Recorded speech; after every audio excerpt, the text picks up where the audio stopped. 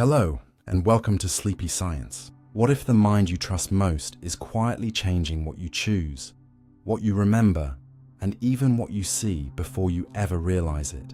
You can prefer a smaller reward simply because it comes sooner. Believe random streaks are sending you a message. Act differently the moment you feel watched. Miss something directly in front of you. Feel a second stretch longer than it really was. Or remember parts of a scene that were never actually there. These are not supernatural stories or strange disorders. They are real effects studied in psychology and perception, and they can happen inside completely ordinary minds. In this video, you'll explore 60 psychology mysteries that reveal just how easily attention, memory, judgment, and the senses can mislead you. Before we begin, like the video and subscribe, then settle in. Because the deeper you go, the harder it becomes to assume that what feels obvious inside your mind is always true. You can mistake fear for attraction without realizing it. Your heart is racing, your breathing has changed, your skin feels warmer, and suddenly the person standing beside you seems more interesting than they did a few minutes ago. But the surprising part is that your mind may not know exactly why. The body does not attach neat labels to every burst of arousal it creates. A faster heartbeat can accompany fear, excitement, anticipation, physical effort, embarrassment, anger, or attraction. And your conscious mind often has to interpret those bodily signals using whatever is happening around you at the time. Psychologists have studied this idea under the name misattribution of arousal. When the true source of heightened physiological activation is unclear, people can sometimes assign part of that feeling to something else in the environment. Imagine meeting someone immediately after a frightening experience, stepping off an intense amusement ride, or walking out of a situation that left your nervous system highly activated. The fear itself does not magically transform into romantic desire, and feeling afraid does not automatically make you attracted to whoever happens to be nearby. What can happen is subtler. Your body is already producing a strong internal signal, and when your brain asks, almost silently, "Why do I feel like this?" the surrounding situation can influence the answer. This is one reason attraction is not generated by appearance alone. Context matters. Timing matters. The state of your own body matters. A person who seems ordinary in a quiet waiting room might feel unusually compelling during a tense adventure because the emotional intensity of the moment becomes mixed with your perception of them. Early experiments helped popularize this idea. Although psychologists today are careful not to treat every dramatic example as a universal law, the effect depends on the person, the situation, the kind of arousal, and whether another explanation for those feelings is obvious. If you know you are breathless because you just sprinted up a staircase, your mind has less reason to interpret your heartbeat as evidence of instant chemistry. But when the source is ambiguous, your interpretation can become surprisingly flexible. This reveals something important about emotion itself. You do not always experience a perfectly identified feeling and then understand it. Sometimes your body changes first, and your mind constructs an explanation afterward. You feel the signal, notice the world around you, and create a story that seems to make the pieces fit. That story may be correct, but it is not guaranteed to be. So the next time someone seems unusually magnetic during an intense moment, the useful question is not whether the attraction is fake. The feeling can be completely real. The deeper question is how much of its intensity belongs to that person, and how much was already moving through you before you ever looked at them. Oh, third option can secretly change which of two things you choose. Suppose you are choosing between two headphones. One is cheaper with average sound, while the other costs more but sounds noticeably better. You hesitate because neither is obviously superior, until a third pair appears. Strangely expensive while offering almost nothing the second pair does not already provide. And suddenly the second pair feels like the obvious choice. Nothing about it changed. Its price stayed the same, its quality stayed the same, and yet your preference moved. This is one of the clearest demonstrations that human decisions are often made comparatively rather than in isolation. Psychologists and behavioral economists call a well-known version of this the decoy effect, or asymmetric dominance effect. A third option can be designed so that it is clearly worse than one existing choice on important dimensions, while not making the other choice look equally superior. Its purpose, intentionally or not, is not necessarily to be chosen. It changes the landscape around the options someone wants you to notice. If one subscription gives basic features for a low price, and another gives many features for a higher price, the trade-off can feel difficult because you are balancing cost against value. Add a third subscription that costs almost as much as the premium plan but offers much less, and the premium plan may suddenly look like a bargain. Your brain has been given an easy comparison. Instead of solving the harder question, how much are these extra features genuinely worth to me? It can answer the simpler one. Which of these two similarly priced plans gives me more? The premium plan wins that comparison, and the feeling of winning can spill over into the entire decision. This matters because we often imagine preference as something stored inside us, waiting to be revealed. You like option A more than option B, so you choose A. But many preferences are constructed while you are choosing. The arrangement of alternatives can influence what looks reasonable, excessive, safe, or valuable. Restaurants can do this with portion sizes, retailers with product tiers, and digital services with pricing plans. A middle or premium option can become more attractive simply because another alternative makes it look efficient by comparison. The effect is not inevitable, and people do not respond to every decoy in the same way. Knowledge, experience, attention, and how meaningful the differences are can weaken or even eliminate it. But the principle remains useful because it exposes a hidden assumption in everyday choice, that irrelevant options should not matter. Logically, if you already prefer A to B, adding C should not reverse that preference when C offers nothing you actually want. Human judgment does not always behave so cleanly. Context changes the reference points your mind uses, and those reference points can quietly reshape what feels best. So, when three choices are placed in front of you, it may be worth asking a question that almost never appears on the price tag. If the third option disappeared completely, would you still want the same thing? Your brain judges an entire experience by only a few moments.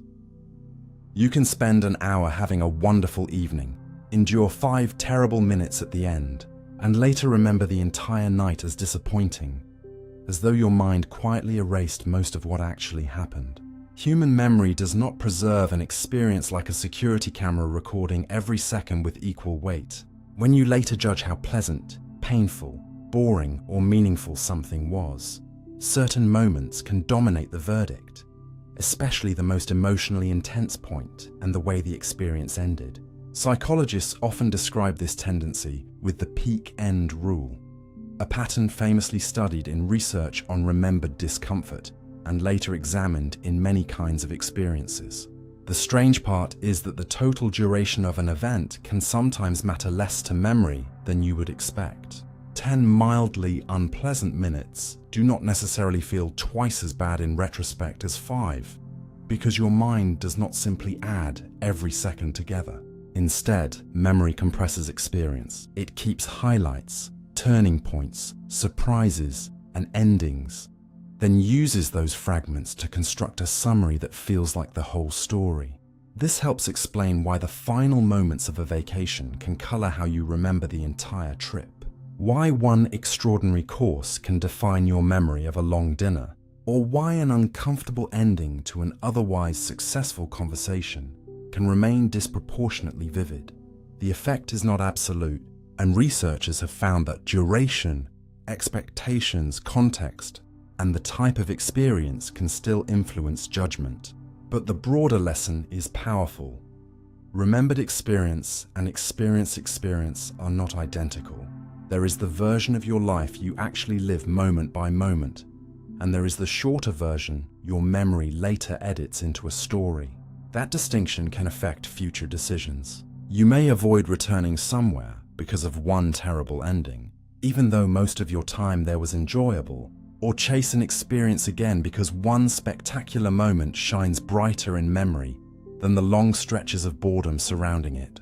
This means your past is not only made of what happened, it is also shaped by which moments survived the compression. And once you notice that, an uncomfortable question appears. When you say something was one of the best or worst experiences of your life, are you truly remembering the experience? Or are you remembering the few moments your brain selected to represent it? Trying not to think about something can make it return even stronger.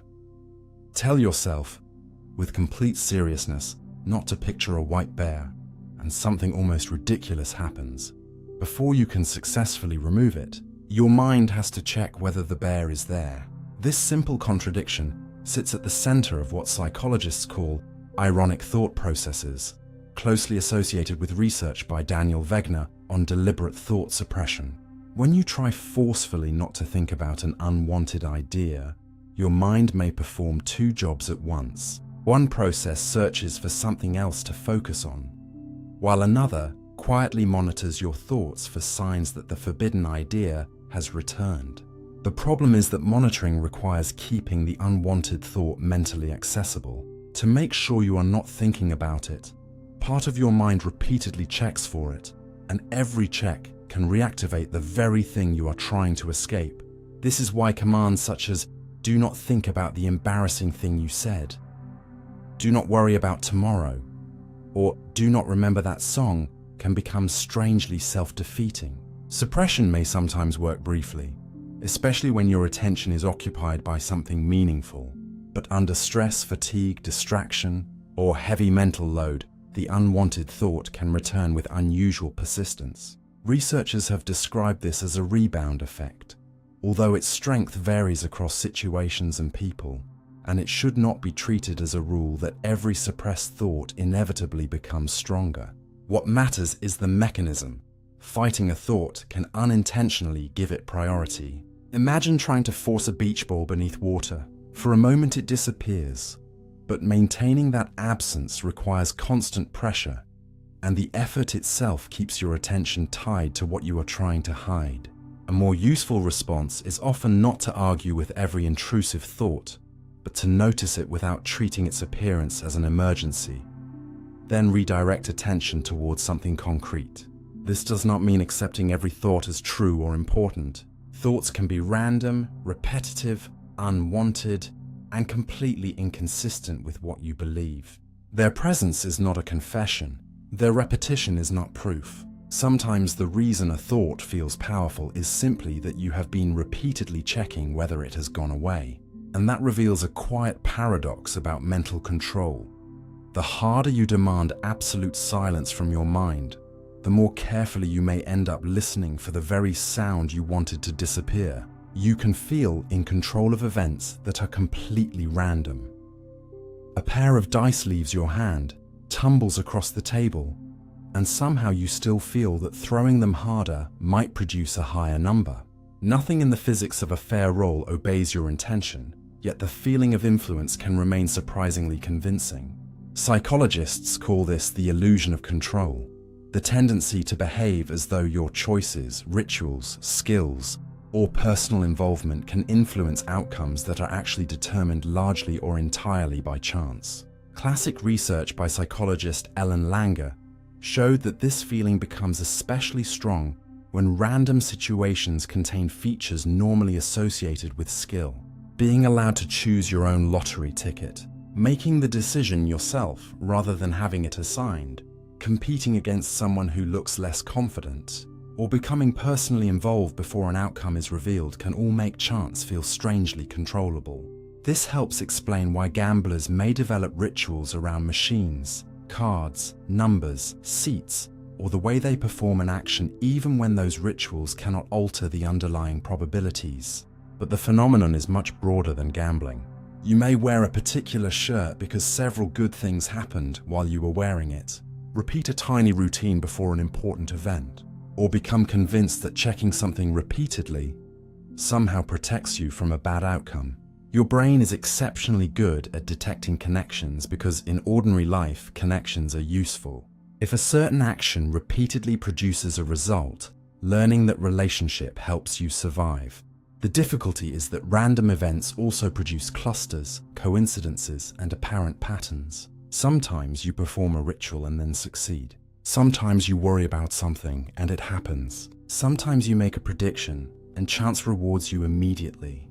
The emotional impact of those matches can make them easier to remember than all the times your prediction failed, allowing an illusion of influence to grow from selective experience. None of this means that effort is meaningless or that outcomes are always beyond your control. Many parts of life genuinely respond to preparation, practice, and intelligent decisions. The important skill is separating situations in which your actions change the odds from situations in which they merely make you feel involved.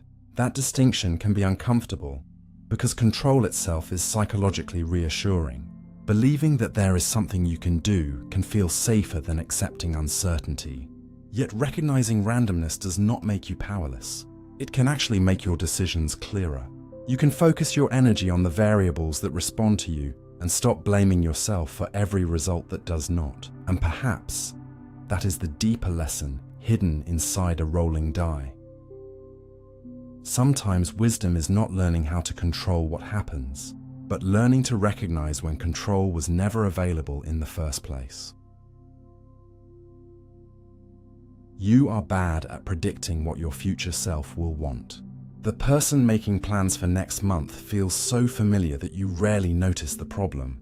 That person does not exist yet, and when they finally arrive, they may want something completely different from what you confidently choose for them today. Human beings routinely make decisions for their future selves. Buying food for later, choosing careers, planning vacations, arranging schedules, saving money, accepting invitations, and yet research on effective forecasting and related biases shows that we are imperfect at predicting our future preferences and emotional states. One reason is that your present condition quietly contaminates your imagination. When you are hungry, you tend to overestimate how much food your future self will want. After a large meal, you may underestimate it. When you are exhausted, tomorrow's ambitious schedule can seem less appealing, while on an energetic morning, you may confidently assign your future self more work than they will realistically enjoy. Psychologists often describe part of this tendency as projection bias. You know intellectually that your state will change, but you still project too much of what you feel now into the person you will become later. There is another difficulty. When imagining future happiness or disappointment, you tend to focus intensely on the event you are predicting while neglecting all the ordinary things that will also occupy your life. You imagine getting the job, moving to the new city, buying the object, or suffering the rejection as though it will dominate your consciousness for far longer than it usually does. In reality, your attention eventually spreads back across meals, messages, errands, sleep, work, conversations, and countless small experiences. People therefore often overestimate both how intense and how long some future emotional reactions will be, a pattern studied under effective forecasting. Your future self also adapts. What feels exciting when imagined can become normal after repeated exposure, while circumstances you currently think would be unbearable may become more manageable as you develop new routines and explanations. This does not mean you are incapable of planning or that every prediction about yourself is wrong. People can know themselves well, especially when they have relevant past experience. But it does mean that present you is not an impartial spokesperson for future you. A useful way to make better choices is to look backward before looking forward. Instead of asking only, "What do I think I will want?" ask, "When I have been in a similar situation before, what did I actually want when the moment arrived?" Past behavior can sometimes be a better guide than present imagination. The unsettling part is that your life is filled with agreements made between different versions of you. One chooses, another eventually has to live with the choice. And perhaps knowing yourself is not only understanding who you are tonight, but leaving enough room for the person you will be when tomorrow finally becomes real. The same choice can feel completely different, depending on how it is worded. Two statements can describe exactly the same reality and still push your mind toward completely different decisions, simply because one makes you think about what will be saved while the other makes you imagine what will be lost. This is known as the framing effect, and it reveals something uncomfortable about human judgment. You do not evaluate information only by asking what it means. You also react to the psychological frame in which that meaning is presented. Imagine a medical treatment described as having a 90% survival rate. Now imagine the same treatment described as having a 10% mortality rate. Mathematically, nothing has changed. The patients, the treatment, and the outcome are identical. Yet the first description often feels more reassuring because your attention is pulled towards survival, while the second makes death more mentally available. Classic work by psychologists Daniel Kahneman and Amos Tversky demonstrated how dramatically this can affect decisions. In one famous experiment, people were asked to imagine that an unusual disease threatened hundreds of lives. When possible responses were described in terms of how many people would be saved, participants tended to favor the safer option. When essentially the same outcomes were described in terms of how many people would die, many became more willing to accept a risky alternative. The information had not fundamentally changed. The emotional reference point had. This happens partly because gains and losses do not feel like mirror images. Losing something you believe you possess can carry more psychological weight than gaining an equivalent amount. So words such as keep, save, lose, risk, prevent, and sacrifice can change what aspect of a decision becomes most vivid. You encounter these frames constantly without necessarily recognizing them. A food product can be described as 90% fat-free rather than 10% fat. A store can present a purchase as saving money rather than spending less. A political proposal can be framed around people who will benefit or people who will bear its costs. A doctor can truthfully describe the chance of success or the chance of failure. None of those descriptions has to contain a lie to influence you. That is what makes framing so powerful. Manipulation does not always require false information. Sometimes all that is required is choosing which true information reaches your attention first. The effect is not irresistible, and careful reflection can reduce it. One useful habit is to deliberately reverse the frame. If something is described as a 90% success rate, ask what the failure rate is. If a decision is sold as preventing a loss, ask what you are giving up to obtain that protection. If a salesperson tells you what you will save, calculate what you will actually spend. By translating the message into its opposite form, you can discover whether your preference survives when the emotional language changes. And that raises a deeper question about the decisions you already believe are entirely yours. How many of them came from what the facts were? And how many came from which side of those facts someone chose to show you? Your phone can feel like it vibrated, even when it never did. You are walking, sitting at a desk, or talking to someone when you suddenly feel that unmistakable buzz against your leg. Reach for your phone and discover that absolutely nothing happened.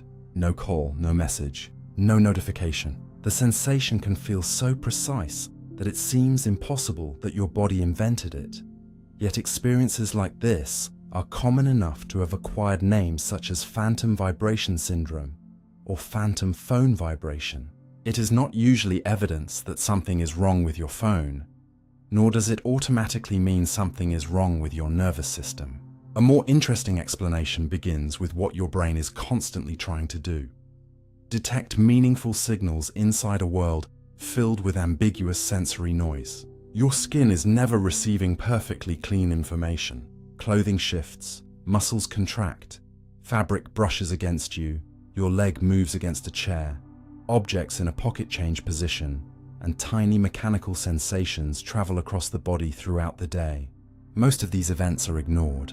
But if you carry a device that frequently produces a vibration in the same location, your brain becomes highly familiar with that particular pattern and highly prepared to detect it. Now an ordinary sensation arrives that is similar enough, and your perceptual system faces a small decision. Was that meaningless pressure, or was that the phone? When a signal matters to you because it may represent a message, a call, work, social contact, or something requiring immediate attention, the brain may occasionally favor detection over dismissal. In practical terms, missing a real notification can feel more important than checking one false alarm.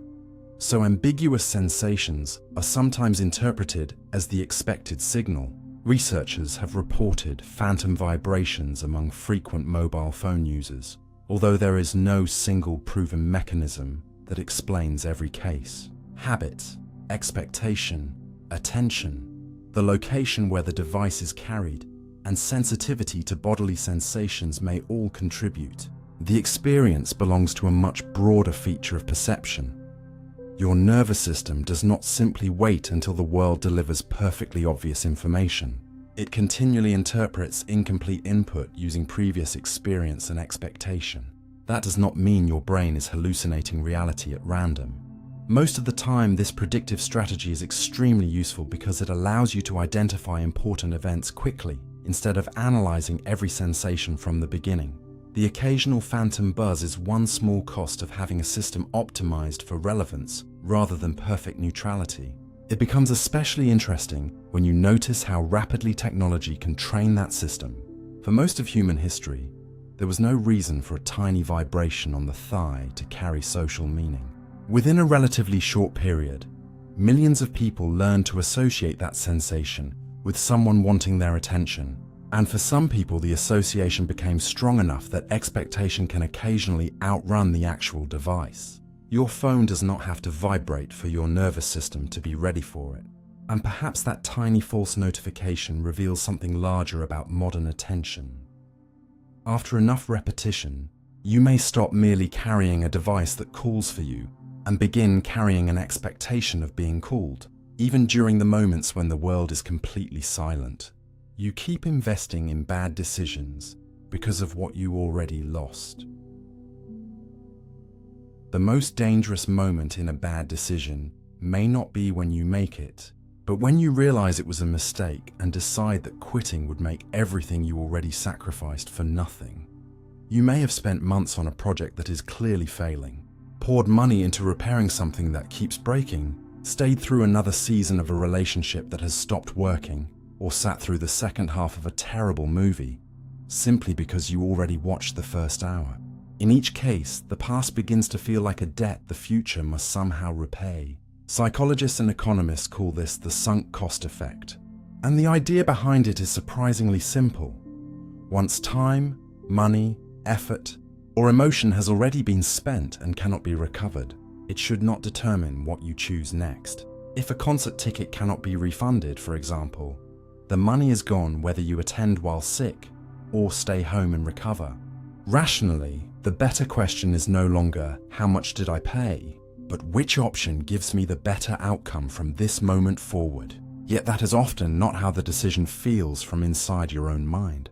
Walking away can make the previous investment seem wasted, while continuing offers the possibility, sometimes only an imagined possibility, that all the sacrifice will eventually be justified. This is one reason people can become more committed to a failing course of action, precisely because they have already invested so much in it. Researchers often distinguish the basic sunk cost effect from escalation of commitment, in which people continue allocating additional resources to a disappointing decision rather than accepting that the original choice did not work. The pattern appears in business projects, government programs, personal purchases, education, careers, hobbies, and relationships, although real-life situations are rarely as simple as textbook examples, because there may still be genuine future benefits to continuing. The important distinction is whether you are staying because the future still looks worthwhile, or because the past feels too expensive to abandon. Imagine spending years training for a profession and discovering that you deeply dislike the work. Those years are real. They shaped you, taught you skills, and cannot simply be erased. But they cannot be recovered by sacrificing another 20 years to the same path. Continuing does not travel backward and rescue the original investment. It only creates a new investment. This is where the sunk cost effect becomes emotionally difficult rather than merely logical, because investments often become attached to identity. Leaving a project may feel like admitting you were foolish. Ending a plan may feel like betraying the person you were when you began it. The mind can therefore defend continuation not because continuation is best, but because stopping forces you to confront regret, embarrassment, or uncertainty. Organizations can fall into the same trap when leaders who approved an expensive project become reluctant to cancel it, since cancellation publicly confirms that the earlier decision failed.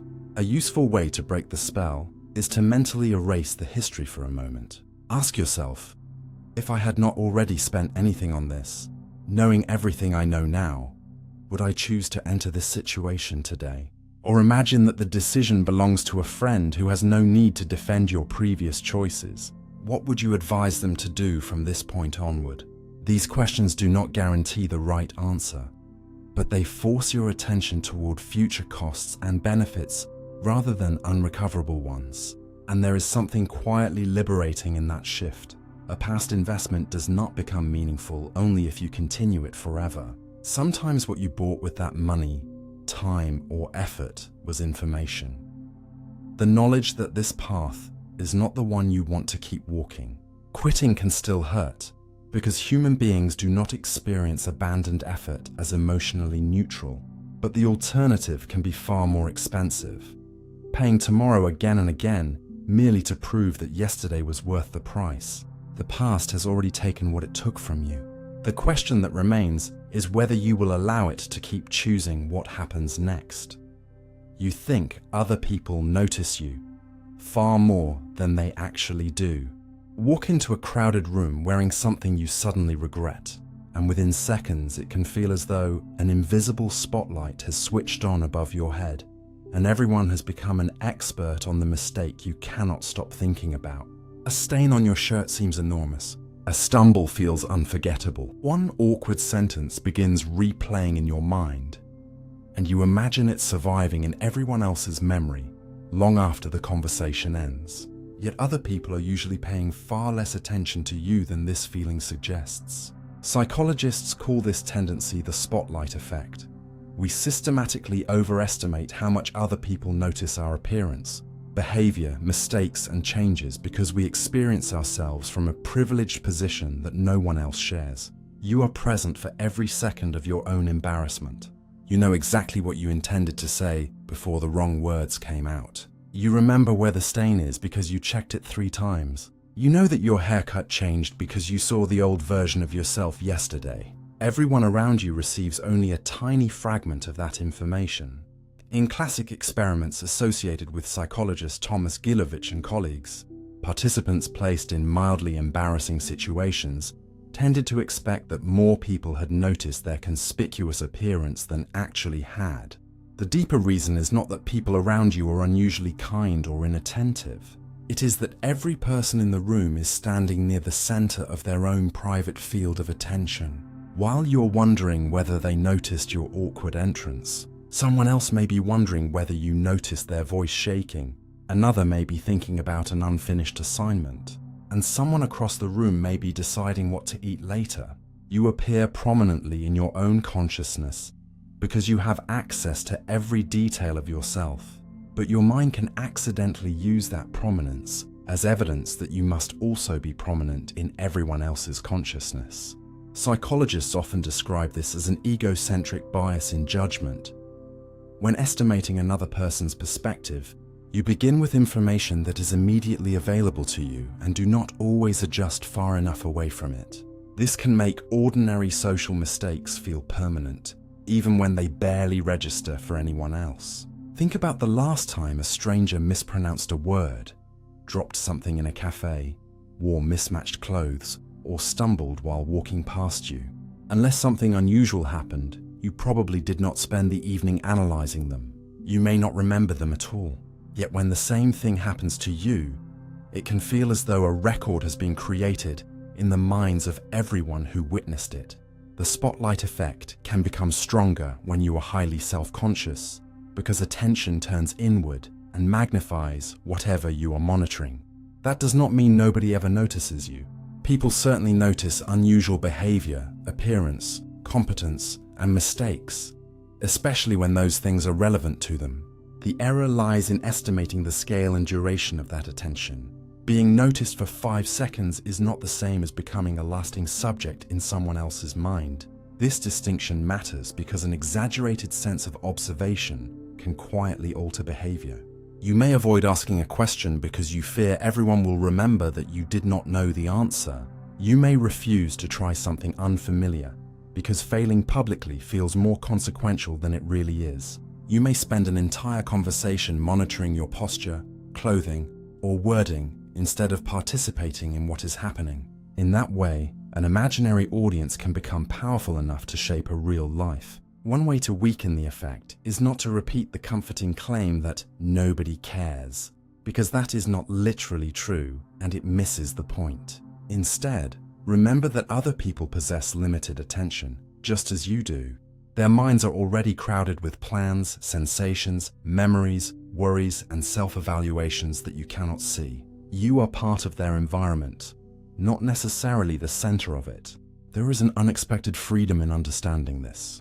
The room you feared was a stage may never have been a stage at all. Most of the people you imagined sitting in the audience were busy performing in their own private plays, convinced that somewhere, somehow, everyone was watching them too. Being told you cannot have something can make you want it more. The fastest way to make an ordinary thing suddenly feel important may be to put it behind a barrier and tell you that it is no longer yours to choose. A book you barely noticed can become fascinating when someone says you are forbidden to read it. A relationship can feel more desirable when others insist you should end it. And a product that seemed unremarkable yesterday can become strangely urgent when you hear that access is about to disappear. Psychology has a name for part of this reaction: psychological reactance. The idea, developed by psychologist Jack Brame, is that when you believe one of your behavioral freedoms is being restricted or threatened, you can become motivated to restore that freedom. The important detail is that you may experience this motivation not as an abstract desire for autonomy, but as a stronger attraction to the very option that has been taken away. Imagine being told that you may choose any dessert except one particular cake. Before the restriction, the cake was merely one possibility among many. Afterward, it carries a new meaning. Choosing it would no longer be just about taste. It would also represent reclaiming a choice that someone tried to remove. This helps explain why direct commands sometimes produce the opposite of what the speaker intends. Tell an adolescent that a particular person is absolutely forbidden, and the relationship may acquire an intensity it did not previously possess. Tell consumers that a limited item is disappearing forever, and scarcity can increase interest, especially when the restriction feels sudden or arbitrary. Censorship can sometimes make prohibited information seem more intriguing precisely because the prohibition signals that someone considers it powerful enough to hide. But reactance is not a magical rule that makes every forbidden thing irresistible. If you never cared about an option, restricting it may do very little. The response also depends on how important the freedom feels, whether the restriction seems legitimate, and how much personal control you believe you should have. A safety rule that makes obvious sense may produce less resistance than an unexplained command delivered as though your preferences do not matter. This is why persuasion can become weaker when it feels too forceful. A message that says, "You must believe this," can shift attention away from the argument itself and toward the feeling that your independence is being challenged. You stop evaluating the claim and begin defending your right to decide. Skilled communicators often reduce this resistance by preserving a sense of choice, presenting reasons, acknowledging uncertainty, and allowing the listener to reach a conclusion rather than attempting to push them into it. The phenomenon also explains a strange feature of desire. Sometimes you want an object, person, or opportunity because of what it offers, and sometimes part of what you want is simply the restoration of an open door. Those two motives can feel almost identical from the inside. If the barrier disappears, the attraction may fade because the object was carrying the emotional weight of the restriction. So when something becomes dramatically more desirable the moment someone tells you that you cannot have it, there is a useful question hidden beneath the craving. Did the thing itself become more valuable? Or did losing the freedom to choose it make your mind fight to take that freedom back? Expecting a side effect can make you actually feel it. A warning printed on a medication leaflet can sometimes become more than information, because once you begin waiting for a headache, dizziness, nausea, or fatigue, ordinary sensations that would normally pass unnoticed may suddenly become vivid enough to feel like evidence that the symptom has arrived. This belongs to a well-studied phenomenon known as the nocebo effect, the darker counterpart to the placebo effect. A nocebo response occurs when negative expectations contribute to unpleasant symptoms or worsen the way symptoms are experienced, even when the treatment itself cannot fully explain what the person feels. This does not mean the symptoms are imaginary. Pain, nausea, itching, tension, and other sensations generated or intensified through expectation can be genuinely experienced because expectation can influence attention, stress responses, and the brain systems involved in processing bodily signals. Consider what happens after someone tells you that a procedure may be painful. You do not merely store that sentence as neutral knowledge. You may begin scanning the body for signs of pain, interpreting ambiguous sensations more cautiously, and becoming more anxious about what is about to happen. Anxiety itself can change muscle tension, breathing, heart rate, stomach activity, and the subjective intensity of discomfort. The expectation and the bodily response can then reinforce one another. This is why researchers studying medication side effects sometimes find that people receiving inactive treatments in clinical trials still report symptoms associated with the drug they believe they might be taking. If participants know that headaches or nausea are possible, some will experience those symptoms even though their pill contains no active medication. Importantly, this does not prove that all reported side effects are nocebo responses, and it would be irresponsible to dismiss a new symptom merely because expectations can influence experience. Real medications produce real adverse effects. Illnesses have real biological causes, and concerning symptoms deserve appropriate medical attention. The scientific point is more precise. What you expect can become one factor among several that shapes what you eventually feel. Learning can contribute as well. If you once became nauseated after taking a particular kind of medicine, the sight, smell, or context associated with taking it again may later trigger anticipatory discomfort before the drug has had time to act. Language matters too. Researchers and clinicians have become interested in how risk information can be communicated honestly without unnecessarily amplifying fear. Saying that a minority of people experience a symptom conveys the same basic information as saying that the large majority do not. Yet the emotional emphasis can influence expectation. Ethical communication cannot hide genuine risks simply to prevent nocebo responses, but it can provide context rather than presenting every possibility as though it were likely to happen. This phenomenon teaches you something subtle about the relationship between knowledge and sensation. Knowing about a possible symptom helps you recognize danger, which is useful, but heightened vigilance can also make harmless fluctuations in the body feel unusually significant. Your body is full of temporary aches, changes in temperature, shifts in digestion, tiny muscle movements, moments of tiredness, and sensations that normally disappear without becoming part of a story. Once you expect one of them, attention can pull it into the foreground. And that leaves you with a difficult but important distinction. An experience can be influenced by expectation without being fake. What you feel is real as an experience, even when the path that produced it began partly with what you were told to expect. You repeatedly underestimate how long your own plans will take. Tomorrow looks strangely spacious when you are standing in today. You imagine finishing the report in an afternoon, cleaning the house before dinner, completing a project by Friday, or finally doing that task you have postponed for weeks. And the schedule seems perfectly reasonable until reality arrives and everything takes longer than the version you rehearsed in your head.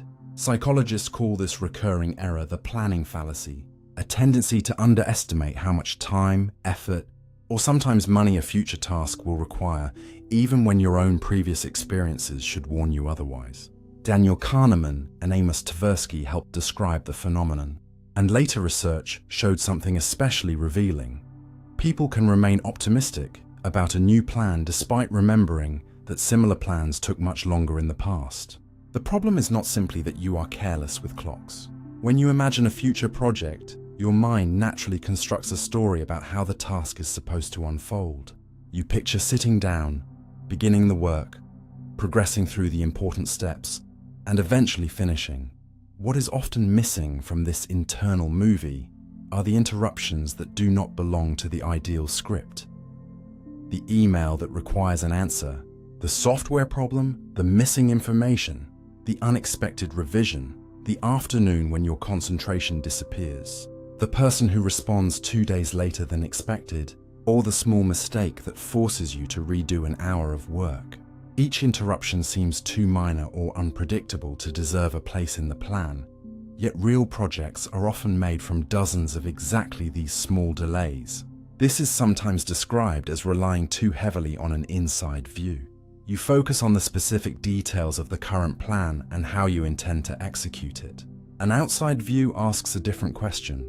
How long do tasks like this usually take, including the messy ones, the inconvenient ones, and the times when everything did not go according to plan? That shift can produce much more realistic forecasts. If the last 5 videos took 3 days each to finish, the fact that this particular video feels simpler is useful information, but it may not be stronger evidence than your actual track record. Another reason estimates can become optimistic is that plans often represent what you want to happen. Deadlines are not always neutral predictions. Sometimes they are expressions of hope. Saying, "I will finish tonight," can partly mean, "I really want this finished tonight." And desire quietly disguises itself as forecasting. The planning fallacy does not mean people always underestimate everything. Tasks can sometimes finish early, and experience can improve estimation, especially when work is repetitive and outcomes are carefully tracked. But for complex projects with uncertain steps, optimism repeatedly creeps back in. A practical defense is surprisingly simple. Stop asking only how long the task should take and start asking how long comparable tasks actually took. Break large projects into concrete stages, include delays between stages, and leave room for events you cannot name in advance. Most importantly, treat your previous missed estimates as data rather than embarrassing exceptions. Every late project contains information about the future if you are willing to use it. And there is a quiet lesson here that reaches beyond productivity. Perhaps you are not bad at planning because the future is impossible to imagine, but because imagination shows you a cleaner future than the one you will actually have to live through. The calendar in your head contains the work. The real calendar contains the work and everything else. Learning about something can make it seem like it suddenly appears everywhere. You learn an unfamiliar word on Monday, and by Friday, it seems as if the entire world has secretly agreed to start using it. You hear it in a podcast, notice it in an article, see it in a comment, and perhaps catch it in a conversation you would previously have ignored. The same thing can happen with a particular car model, a medical term, a fashion style, a rare name, or almost any idea that has recently become meaningful to you. It can feel as though the thing itself has suddenly become more common, but usually the world has not changed nearly as much as your attention has. This experience is often called the frequency illusion, and it is also popularly known as the Baader-Meinhof phenomenon. The basic explanation begins with a simple fact about perception. Far more information reaches your senses than you can consciously examine. At any moment there are colors, sounds, words, faces, signs, objects, movements, and patterns competing for limited attention. Your mind must decide what deserves entry into awareness, and relevance is one of the strongest filters it can use. Before you learn the name of a particular car, dozens of them may pass you without leaving any meaningful trace. Once the model becomes important, perhaps because you are considering buying it, you now possess a mental category that can capture it. The car has not materialized onto the road. It has become easier for your attention to select. Something similar happens with language.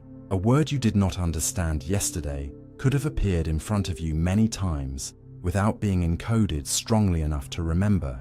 Once you learn its meaning, each new encounter stands out because it connects to fresh knowledge. Then another process can intensify the impression. Every time you notice the newly learned thing again, the encounter feels like evidence that its frequency has increased. The occasions when you do not encounter it are invisible by definition, so your memory accumulates the noticeable matches rather than a balanced record of all the moments in between. Confirmation bias can contribute here. Once the thought, "I'm seeing this everywhere," begins to form, each new sighting supports the story, while long periods without a sighting rarely feel important enough to count against it. This does not mean every sudden increase is imaginary. Trends genuinely spread. News stories can make certain words more common. An algorithm can show you more material related to something you recently searched for. And a new product really can begin appearing more frequently. The useful lesson is not to assume that frequency never changes, but to separate changes in the environment from changes in what you are prepared to notice. That distinction becomes especially valuable when the subject is emotionally charged. Learn about the symptoms of a condition, and ordinary experiences may suddenly seem connected to it. Learn about a particular social behavior, and you may begin spotting examples everywhere. Discover a new idea about relationships, personality, or politics, and the world can appear to reorganize itself around that concept. Sometimes you have discovered a genuinely useful pattern. Sometimes you have simply given your attention a new search target.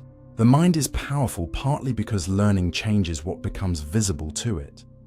But that same power can create the illusion that visibility and prevalence are the same thing. So, when something you discovered yesterday appears to surround you today, there is a more interesting question than, "Why is this suddenly everywhere?" Ask instead, how much of the world changed, and how much of the change happened in the observer who finally learned what to look for? Owning something can instantly make it feel more valuable. Put an ordinary coffee mug into your hands, call it yours, and something surprisingly subtle can happen.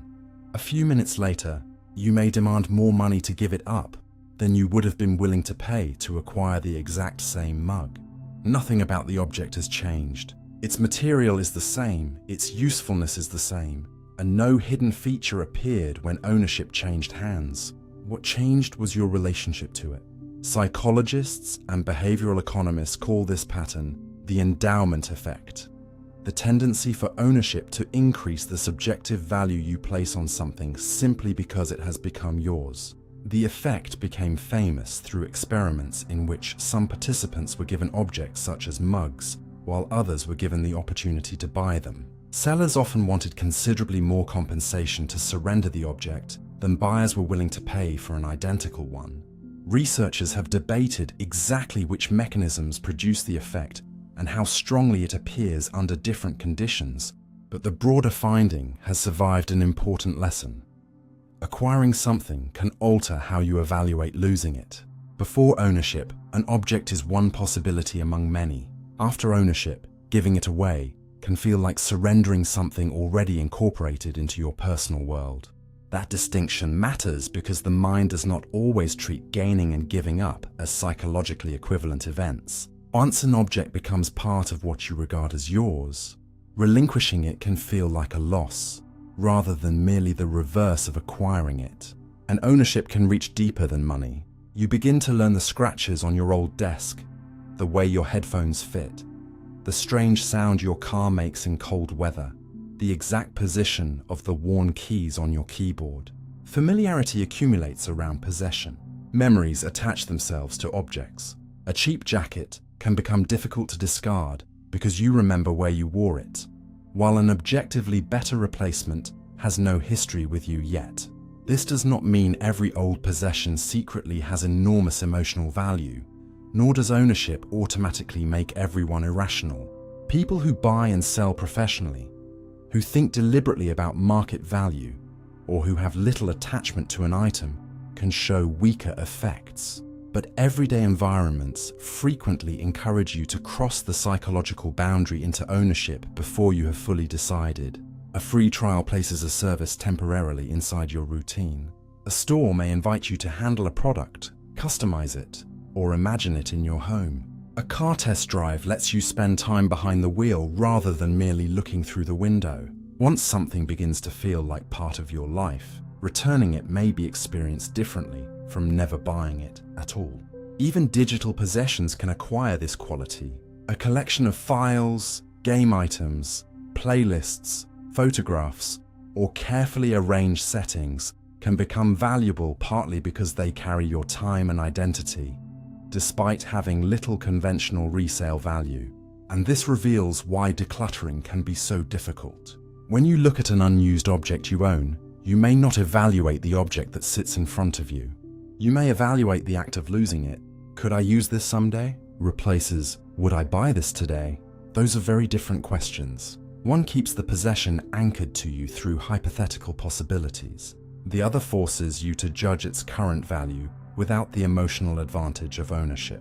If you want to see the endowment effect operating in your own life, try mentally placing an item back on a store shelf. Imagine you do not own it, but you can buy it right now for the amount of money you could receive by selling it. Would you choose it again? Sometimes the answer will be yes, and that tells you the possession genuinely matters. Sometimes the answer will be no, revealing that much of its value appeared only after the word mine became attached to it. Perhaps that is what makes ownership psychologically fascinating. Possession does not merely describe where an object is located. It can quietly change the object's meaning, and once something enters the small, invisible territory you call yours, you may no longer be asking what it is worth in the world. You may be asking what it would feel like to watch part of your world leave. Pre-selected option can make a decision for you without you noticing. Sometimes the most influential choice on a screen is the one you never actively make. The box that was already checked before you arrived. A website asks whether you want to receive updates. A workplace enrollment form places you automatically into a retirement plan unless you opt out.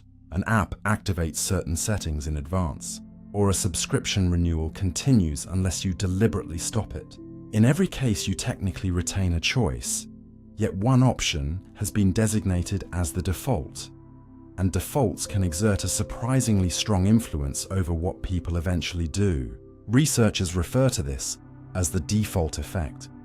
When one alternative is pre-selected or automatically applies in the absence of action, people are often more likely to remain with it.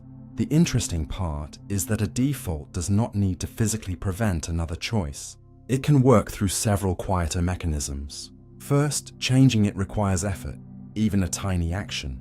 Opening another menu, filling out an additional form, finding a cancellation button, making a phone call creates friction, and friction matters when people are busy, uncertain, distracted, or simply indifferent between alternatives. Second, a default can carry an implied recommendation.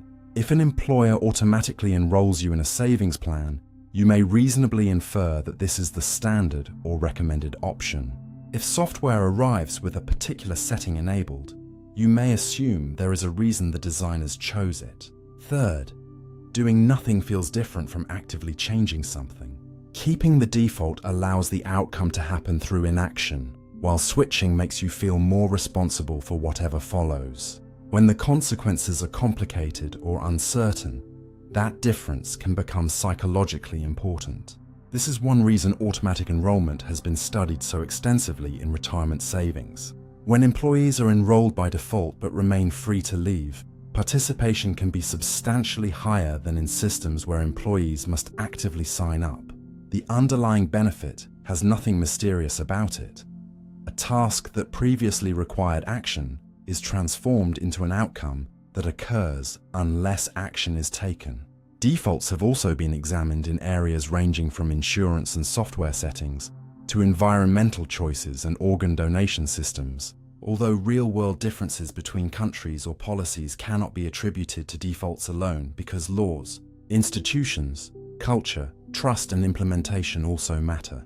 What makes the phenomenon especially important is that defaults can influence decisions people do not feel strongly about. If you have a clear preference, you may immediately change the setting, but many daily choices occupy a grey zone. You do not know which privacy permission is best, which contribution rate is ideal, whether a newsletter will be useful, or what an obscure technical setting actually controls. In uncertainty, the pre-selected option becomes an easy place to stop. This creates an ethical question for anyone designing choices. A default can be helpful when it guides people toward an option they generally want, but might fail to select through procrastination or complexity. It can also be exploitative when businesses deliberately make expensive, intrusive, or difficult to cancel options the path of least resistance. The difference is not merely whether a box is checked. It is whether the design serves the person making the decision or primarily benefits the person constructing the decision environment. And you can protect yourself without becoming suspicious of every menu you see. Whenever the consequences matter, pause before accepting what is already selected. Ask what would happen if no option had been chosen for you. Look for what is enabled automatically, what renews automatically, what information is shared by default, and what requires extra effort to decline. That small inspection changes your role from someone accepting an inherited setting to someone actually making a decision, because a default is not destiny and it does not control everyone. But it takes advantage of a simple reality. Many choices in modern life are not won by the option you consciously prefer. They are won by the option that requires you to do nothing.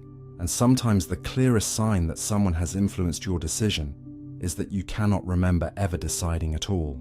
You can know a word perfectly and still be unable to say it. There is a peculiar kind of frustration in knowing that a word exists somewhere inside your mind, knowing its meaning, recognizing what it begins with, perhaps even remembering how many syllables it has, while being completely unable to bring the word itself into speech. You may be describing an actor whose face you know instantly, naming a place you have visited many times, or reaching for an ordinary word you have used for years. And suddenly language seems to stop one step before the finish line. Psychologists call this the tip of the tongue state, and it is not simply ordinary forgetting. In ordinary forgetting, the information may feel absent. During a tip of the tongue experience, you often have a powerful sense that the missing word is available somewhere, accompanied by fragments of information about it. You may know that the surname begins with an S, that it sounds similar to another name, or that a completely wrong word keeps intruding, even though you are certain it is not the answer. This reveals something important about how language is organized in the brain. Knowing a word is not a single mental event. Different kinds of information about that word, its meaning, its sound, the movements required to pronounce it, and its connections to related concepts must become accessible at the right moment. Sometimes the conceptual information is successfully retrieved, while the full sound pattern remains temporarily inaccessible. You know what you want to say before you can retrieve the exact sequence of sounds needed to say it.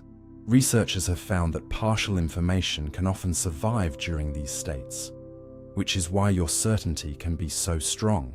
The word has not necessarily vanished from memory. Access to it has temporarily failed. Similar sounding words can sometimes make retrieval harder by competing for attention, while a useful sound cue may suddenly release the correct answer. This explains the strange moment when someone gives you the first syllable and the entire word seems to leap into consciousness at once. Tip of the tongue experiences occur across adulthood and may become more frequent with age, particularly for proper names, although they are also completely familiar to younger people. Proper names can be especially vulnerable because a person's name often carries less descriptive information than an ordinary noun. The word piano is connected to an object's appearance, sound, function, and category.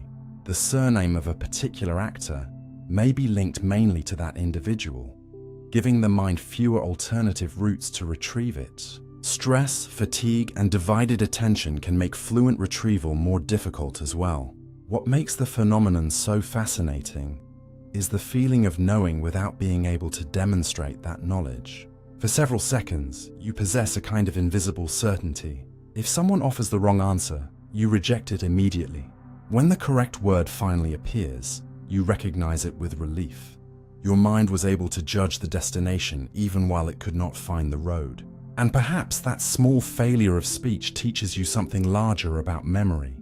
Information is not stored like a neatly labeled dictionary that consciousness can open whenever it chooses. Knowing and retrieving are separate achievements. A thought can belong to you and still remain temporarily unreachable, waiting somewhere just beyond language until, often when you stop forcing it, the missing word quietly returns. Everyone in a group can privately disagree while believing everyone else agrees. A room can be filled with people who all dislike what is happening, yet remain perfectly silent, because each person looks around and sees everyone else remaining silent too. No secret agreement is required. No one has to be lying. Each individual may privately think, "Surely I am the only one who feels this way," while nearly everyone around them is thinking something remarkably similar. Social psychologists call this pluralistic ignorance, a situation in which people misjudge the private beliefs or feelings of a group because they use other people's public behavior as evidence of what those people truly think. Imagine sitting in a lecture where the explanation has become confusing. You do not understand it, but nobody raises a hand. You glance around and see calm faces, notebooks moving, people apparently following along. So you conclude that everyone else understands. What you cannot see is that several of those people may be watching you and reaching exactly the same conclusion. Because nobody wants to reveal confusion first, everyone continues performing understanding, and the performance itself becomes evidence that understanding is widespread. The group creates an illusion without any member deliberately creating it. This can happen in classrooms, workplaces, friendships, organizations, and entire communities.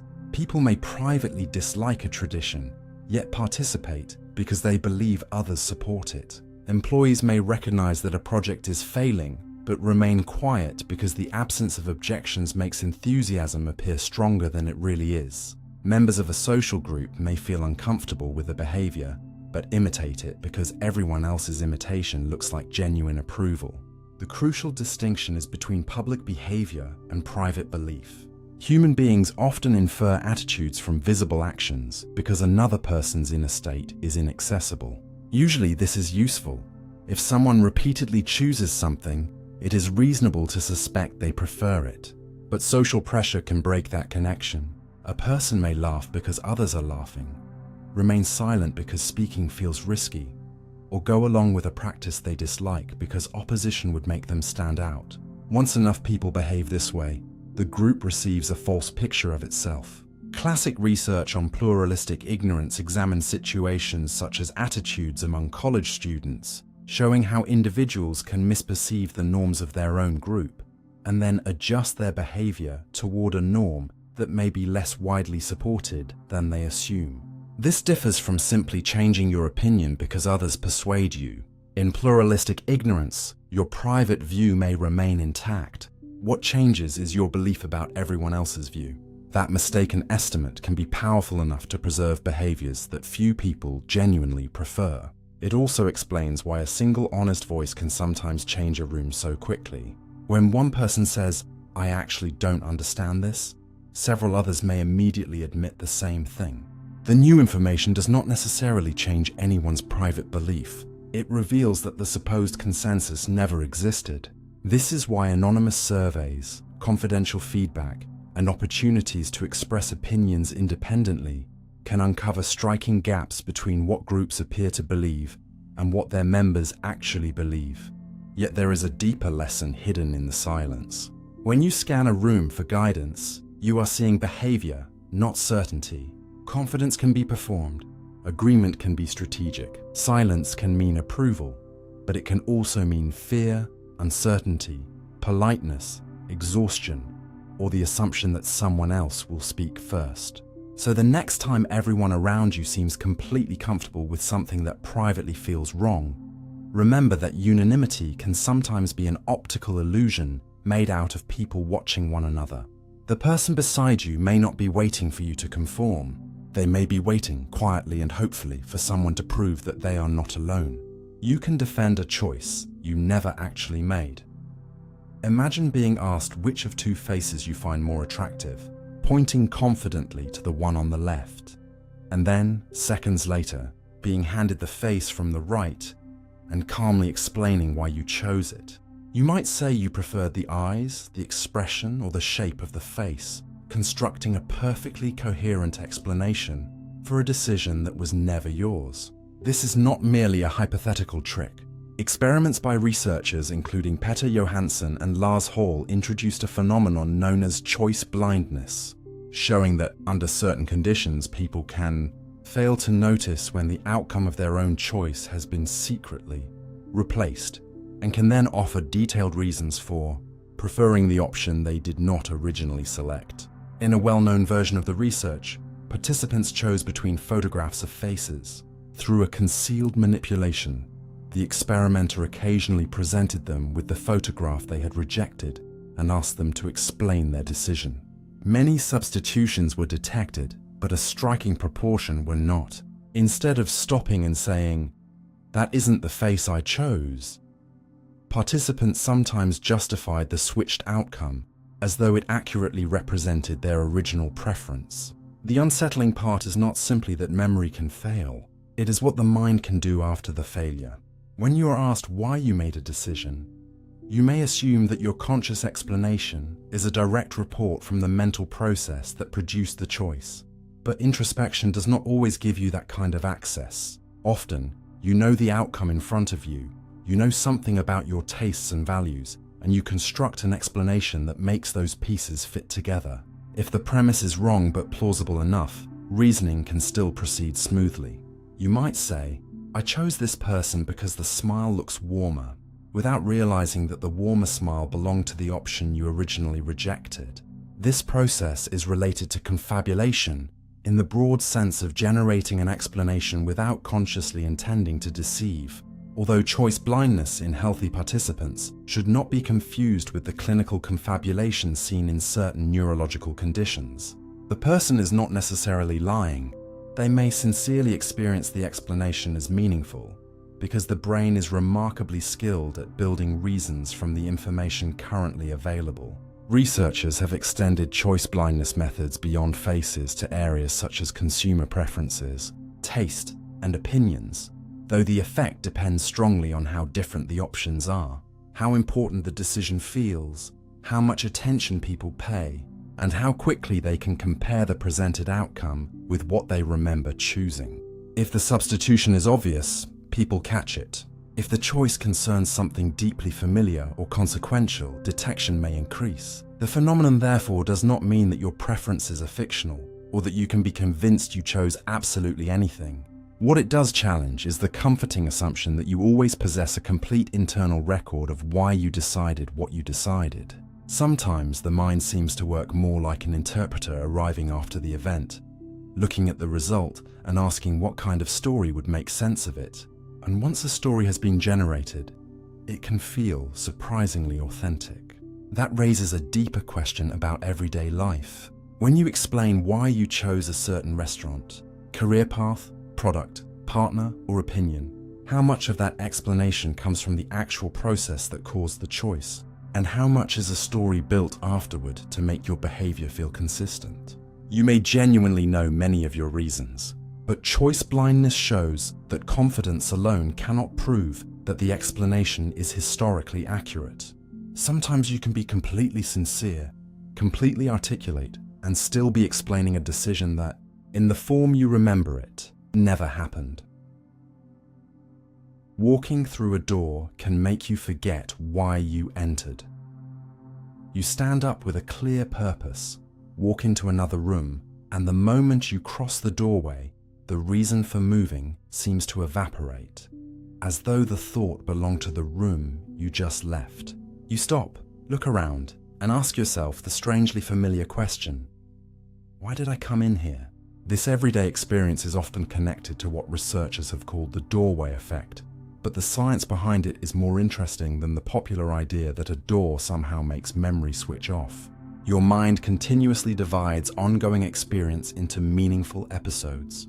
Psychologists studying event cognition call this event segmentation. Instead of treating life as one uninterrupted stream, the brain organizes experience around changes in location, goals, people, actions, and situations. Walking from your bedroom into the kitchen can function as one of these event boundaries. Before crossing the threshold, your current goal, perhaps getting a glass of water, is part of an active mental model containing where you are, what you are doing, and what should happen next.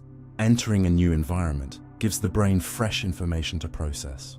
The visual scene changes, different objects become relevant, and the previous context can become slightly less accessible as attention updates to the new event. Laboratory studies have explored this by asking participants to carry or remember information while moving through virtual or physical rooms. Some experiments found that memory performance became worse after participants passed through doorways compared with traveling a similar distance without changing rooms, suggesting that crossing an event boundary can reduce immediate access to information associated with the previous context. But the story is not as simple as doorways make you forget. Later research has produced more mixed results, and factors such as how demanding the task is, whether the environment changes meaningfully, how much information is being maintained, and whether participants are mentally overloaded can influence whether an effect appears. A physical doorway is therefore better understood as a convenient marker of contextual change rather than a magical reset button. This helps explain why returning to the room where a thought began can sometimes seem to bring it back. Memory is strongly supported by context. The desk you were sitting beside, the unfinished cup, the screen you were looking at, or even the direction you were facing can provide cues connected with the original intention. When you return, those cues reappear and may help reactivate what had become difficult to retrieve. The same principle extends far beyond rooms, opening a new browser tab, switching from one conversation to another, leaving your desk to answer the door, or moving from work into a social setting can create small boundaries that alter what remains mentally active. Your brain is not necessarily deleting information at those moments. More often, it is reorganizing priority. Working memory has limited capacity, so goals that are no longer supported by the immediate context can lose their privileged position as new information arrives. This is why an intention can feel completely present 1 second and strangely unreachable the next, only to return a minute later when an appropriate cue appears. Understanding this gives you a practical way to work with memory rather than treating these lapses as evidence that something is wrong. If an intention matters, externalize it before switching context. Say the goal aloud, carry an object associated with the task, write a short note, or deliberately rehearse what you are about to do while changing locations. These small actions strengthen the link between the intention and the new environment. And there is something quietly revealing about the doorway effect because it shows how much thinking depends on where thinking occurs. A thought can feel as though it belongs entirely inside your head, yet its accessibility is partly supported by the world surrounding you. The room is not storing your memory for you, but it can become part of the network that helps you find it. So when you walk through a doorway and suddenly forget why you moved, you may not be witnessing a mind that has failed. You may be catching the mind in the act of dividing a continuous life into chapters and discovering that sometimes a thought gets left for a moment on the previous page. Your calm self cannot accurately predict what your emotional self will do. At 11 in the morning, sitting comfortably with a clear head, it can seem almost absurd that anyone would send the angry message. Eat the entire box, panic during an argument, or agree to something they promised themselves they would refuse. And then an intense emotion arrives, and the person making the decision no longer feels quite like the person who made the plan. Psychologists study part of this mismatch through what is called the hot-cold empathy gap, an idea strongly associated with behavioral economist George Loewenstein. A cold state is one in which powerful bodily or emotional drives are relatively quiet. You are not extremely hungry, frightened, sexually aroused, furious, exhausted, or desperate. A hot state is one in which one of those forces becomes intense enough to reorganize what feels important. The surprising finding is not merely that emotions affect behavior. You already know that. The deeper problem is that while you are in one state, you have difficulty accurately imagining the motivational force of the other. Calm. You can understand intellectually that anger is powerful, yet still underestimate how persuasive an angry thought will feel from inside anger. After eating, you can sincerely believe that tomorrow you will easily resist food while starving. In safety, you may confidently predict that you would behave courageously in a frightening emergency, without being able to reproduce the narrowing of attention and urgency that fear can create. In experiments involving visceral states, researchers have repeatedly found that people's judgments about what they or others might desire can shift depending on whether those drives are currently active. This matters because a hot state does not merely add extra emotion on top of an otherwise unchanged decision. It can alter attention itself. When you are intensely hungry, food-related information becomes unusually prominent. When you are furious, evidence that supports retaliation can feel more compelling, while reasons to wait become psychologically distant. Under strong arousal, immediate goals can crowd out consequences that seemed obvious earlier. The calm version of you may therefore make rules for a mind that will later be operating under a different set of priorities. And the gap works in both directions. Once the emotional storm has passed, you can look back at your own behavior and genuinely struggle to understand it. Why did I care so much? You wonder because the motivational state that made the action feel urgent is no longer fully available for inspection. This is one reason shame after emotional decisions can be misleading. The later self judges the earlier self using a state of mind the earlier self did not possess. None of this removes responsibility or suggests that intense emotion makes behavior uncontrollable. People can learn strategies that protect important decisions from temporary states. The useful insight is to design those strategies while calm rather than relying on calm reasoning to magically reappear at the exact moment it is weakest. You can delay sending messages written in anger, avoid making major commitments in moments of panic or euphoria, decide in advance what you will do when temptation appears, or physically leave a situation long enough for physiological arousal to decline. These are not signs that reason has defeated emotion. They are ways one version of you can leave instructions for another, and perhaps that is the unsettling part of the hot-cold empathy gap. You are not a single decision maker who always wants the same things with the same intensity. The mind that calmly draws the map and the mind that later reaches the crossroads share a name and a history, but they may not experience the road in the same way. Wisdom, then, may sometimes mean admitting that the person you become in the heat of a moment deserves to be planned for before that person arrives. Having too many choices can make you less satisfied with what you pick. Wall containing 3 nearly identical products can feel limiting, but a wall containing 50 can produce a stranger problem. Even after you finally choose one, the 49 you rejected may follow you home. This possibility is often discussed under the idea of choice overload, the finding that expanding a set of options can sometimes make decisions harder, reduce motivation to choose, or leave people less satisfied afterward. One famous study by Sheena Iyengar and Mark Lepper compared consumer responses to displays offering different numbers of jam varieties.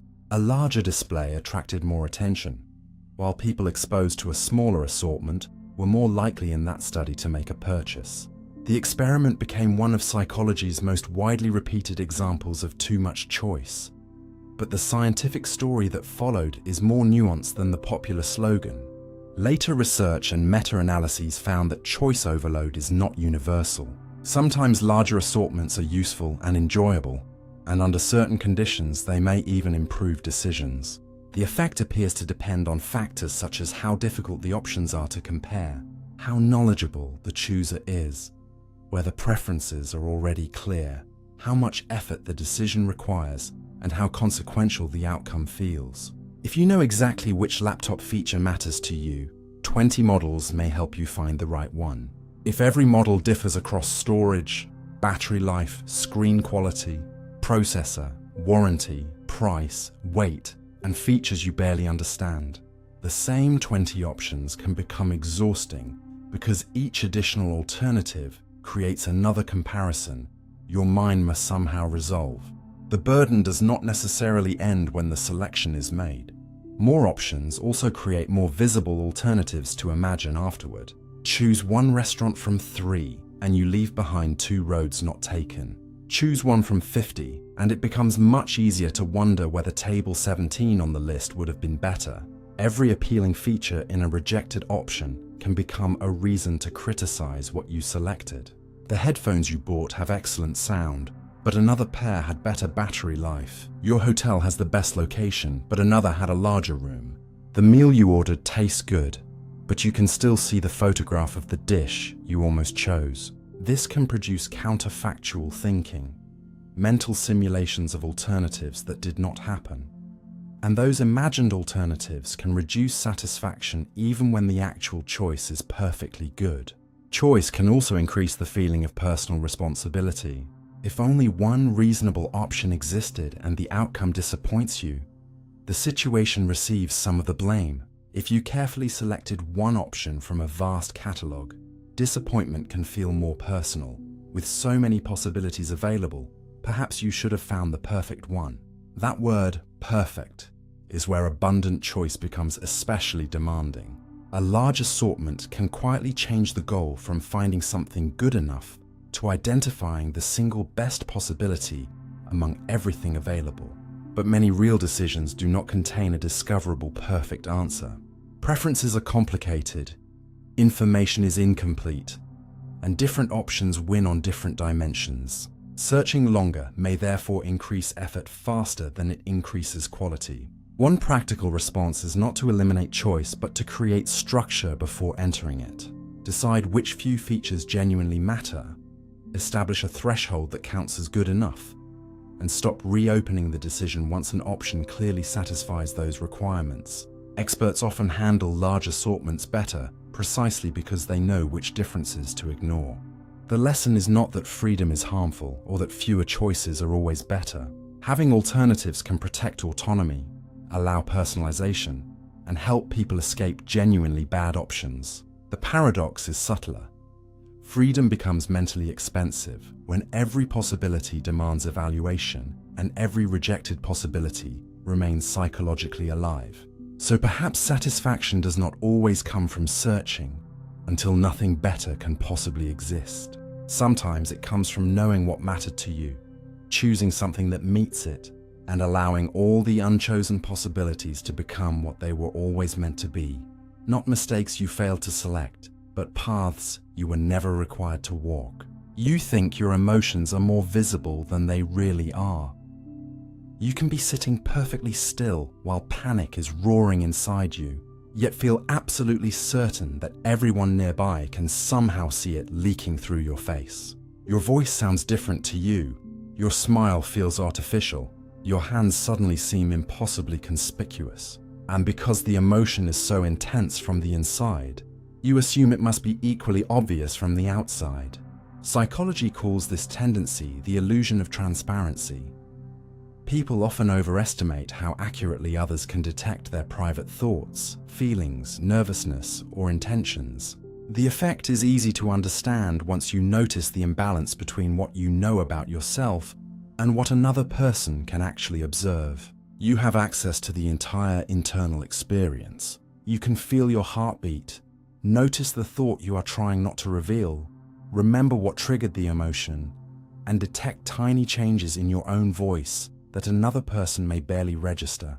The observer receives only fragments, a pause, a facial movement, perhaps a slight change in posture or tone. Yet when you estimate what they know, it is difficult to completely subtract all the information available only to you. In experiments on the illusion of transparency, people asked to conceal information or perform, while nervous have often believed their internal state was more detectable than observers actually reported. Public speaking provides a particularly familiar example. A speaker may experience intense anxiety and assume the audience can see every trace of it, while listeners describe the performance as only mildly nervous or even normal. This does not mean emotions are invisible. Humans are genuinely capable of reading facial expression, tone of voice, body movement, and other social signals, and strong emotions can sometimes be obvious. The bias lies in believing that the outside world receives a much clearer picture of your inner state than it really does. Your own experience comes with a soundtrack, history, and explanation. Other people see only the surface.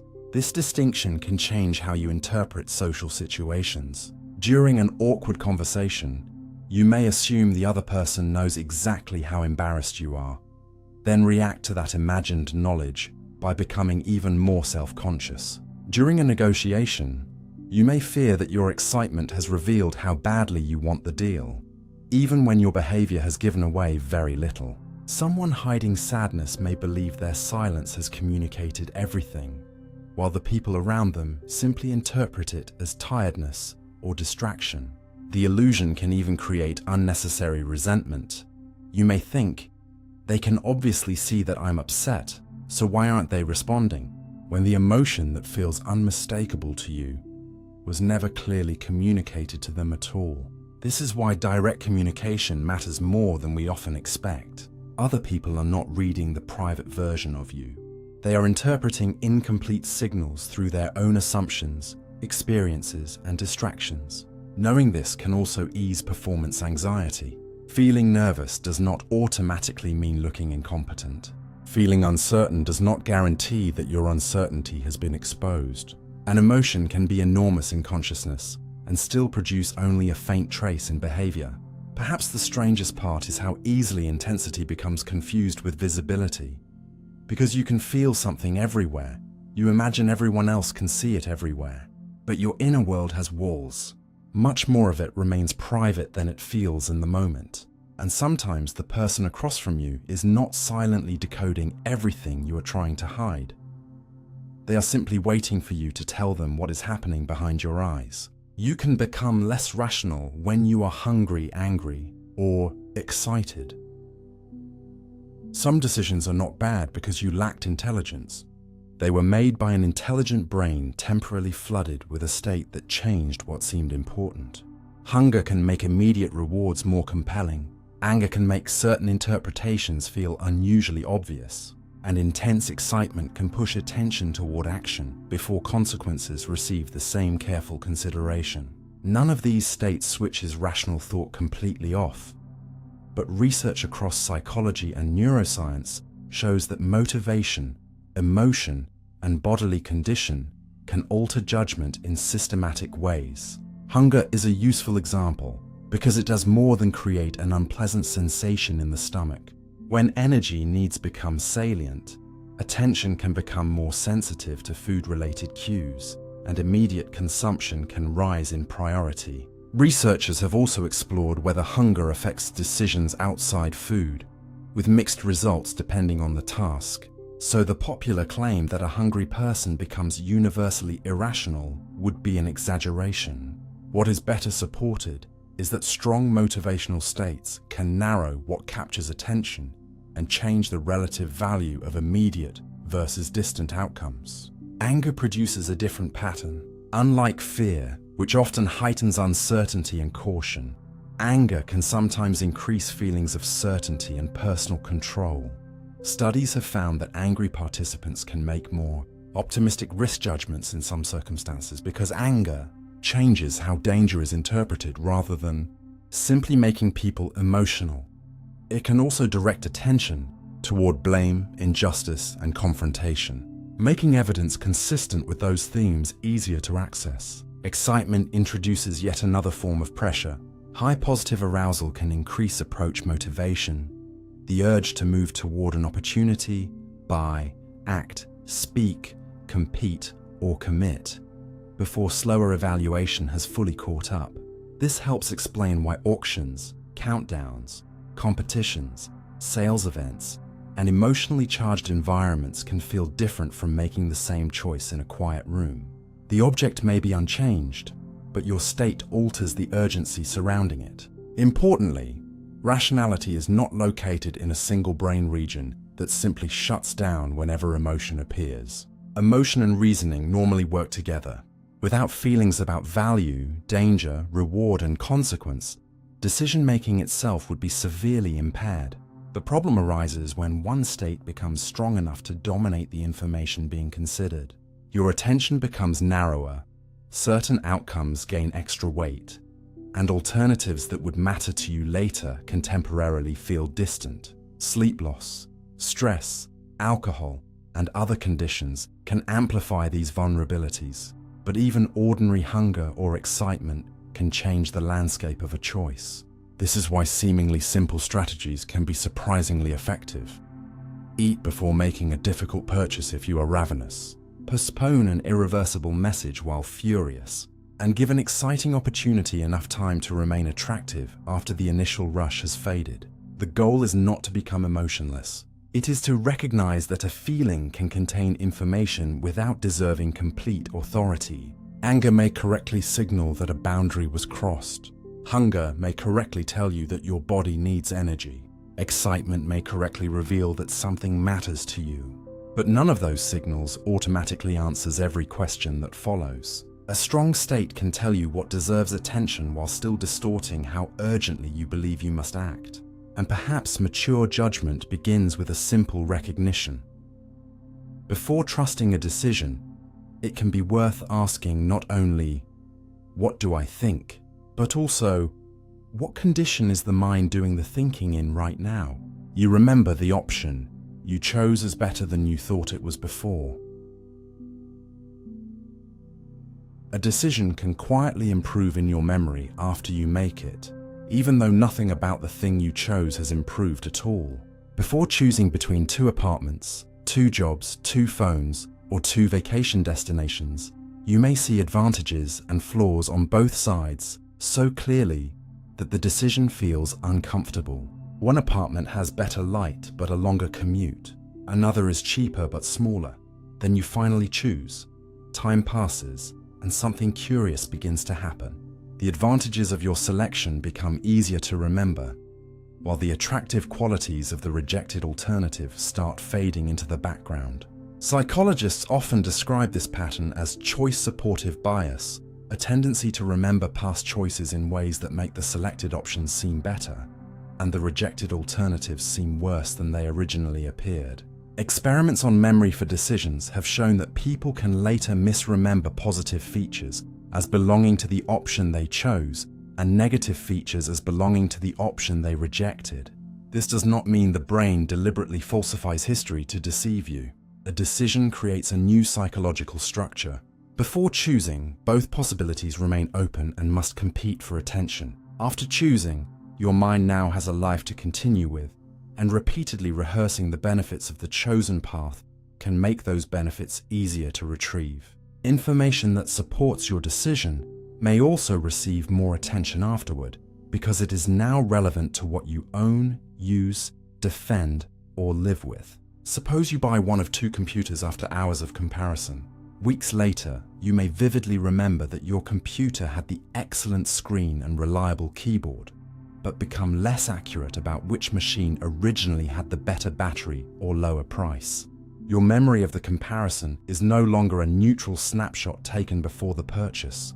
It has been reconstructed from the perspective of someone who now lives with one outcome. This can have an emotional function. Constantly reopening every decision would be exhausting. If every rejected possibility remained as vivid and attractive as it was before you chose, ordinary life could become a continuous trial of regret. A slight tendency to support completed choices may help create stability and commitment, but it can also distort self-knowledge. You might remember being far more certain about a career decision than you really were. Forget how seriously you considered another relationship, or convince yourself that a purchase was obviously superior when your notes from the time reveal that the alternatives were almost evenly matched. The effect is not inevitable, and important decisions can remain complicated in memory, especially when later experience goes badly. People also sometimes regret choices intensely rather than glorifying them. The key point is that memory for a decision is not guaranteed to preserve your original evaluation faithfully. Once an outcome becomes part of your personal history, later knowledge and experience can reshape how the earlier choice is remembered. One simple way to see this is to write down your reasons before a major decision and return to them months later. You may discover doubts you no longer remember having, and advantages of the rejected option that somehow disappeared from your story. That can be unsettling, but it also teaches something useful. When you say, "I always knew this was the right choice," you may be describing how the decision feels now rather than how it actually felt then. The path behind you can look straighter after you have walked it, not because it was always obvious, but because memory has been quietly clearing away some of the crossroads. You can believe most people agree with you when they do not. One of the easiest ways to overestimate how common your opinion is begins with a sentence that feels almost harmless. Most reasonable people probably think the same way I do. You prefer a certain kind of humor, dislike a particular rule, support an idea, distrust a product, or believe that a behavior is obviously unacceptable. And because the judgment feels natural from inside your own perspective, it can become difficult to imagine how many people genuinely see the same situation differently. Social psychologists call this the false consensus effect, the tendency to overestimate the extent to which other people share our attitudes, preferences, beliefs, and behaviors. Classic research by Lee Ross and colleagues helped establish the phenomenon by showing that people who chose one course of action often expected that a larger proportion of others would make the same choice, while those choosing the opposite course made the reverse prediction. The important point is not that you believe absolutely everyone agrees with you. The bias is usually more subtle. Your own position becomes the most available example of how a person might respond, and the people around you often reinforce it. Friends tend to share some interests and values. You may live in a neighborhood, profession, culture, online community, or social circle where certain beliefs are unusually common. If most of the people you regularly encounter agree with you, it is easy to mistake your local environment for humanity in general. Digital life can intensify this. You follow accounts you enjoy, interact with communities that speak your language, and receive recommendations influenced by what you have already clicked. Soon, an opinion can appear nearly universal because disagreement is simply less visible in the environment you have built around yourself. Another contributor is the way we explain disagreement. When your own position feels reasonable, someone who rejects it may seem uninformed, biased, strange, or motivated by something unusual. You know the reasons behind your own belief in detail, but you do not automatically have equal access to the reasons supporting theirs. This asymmetry can make your view seem like the natural default, and other views seem like deviations requiring explanation. Consider something as ordinary as arriving late. If you are frequently late, you may estimate that lateness is common because traffic, scheduling problems, and unexpected delays feel like ordinary parts of life. Someone who is nearly always early may estimate the opposite because punctuality feels just as normal from their perspective. Both people use their own behavior as a reference point. The false consensus effect is different from the group phenomenon in which people privately disagree but mistakenly believe everyone else approves. Here, the error begins with projecting your own preference outward. Because you think or behave a certain way, you estimate that more people probably do as well. That distinction matters because false consensus can influence conflict. If you believe nearly everyone shares your position, meeting genuine disagreement can feel shocking or even suspicious. Instead of thinking, "People differ more than I expected," you may think, "How can anyone possibly believe that?" This can make compromise harder because the opposing person seems not merely different, but abnormally different. The bias can also protect self-image. Discovering that many others behave like you can make your own behavior feel more normal, while assuming that undesirable behavior is uncommon can distance you from people who engage in it. None of this means your beliefs are wrong simply because you think they are popular. Sometimes most people really do agree. The lesson is about estimating prevalence, not judging truth. A claim does not become correct because millions accept it, and your private conviction does not tell you how many people share it. Surveys, representative samples, and genuine exposure to people outside your usual circles can therefore be surprisingly corrective.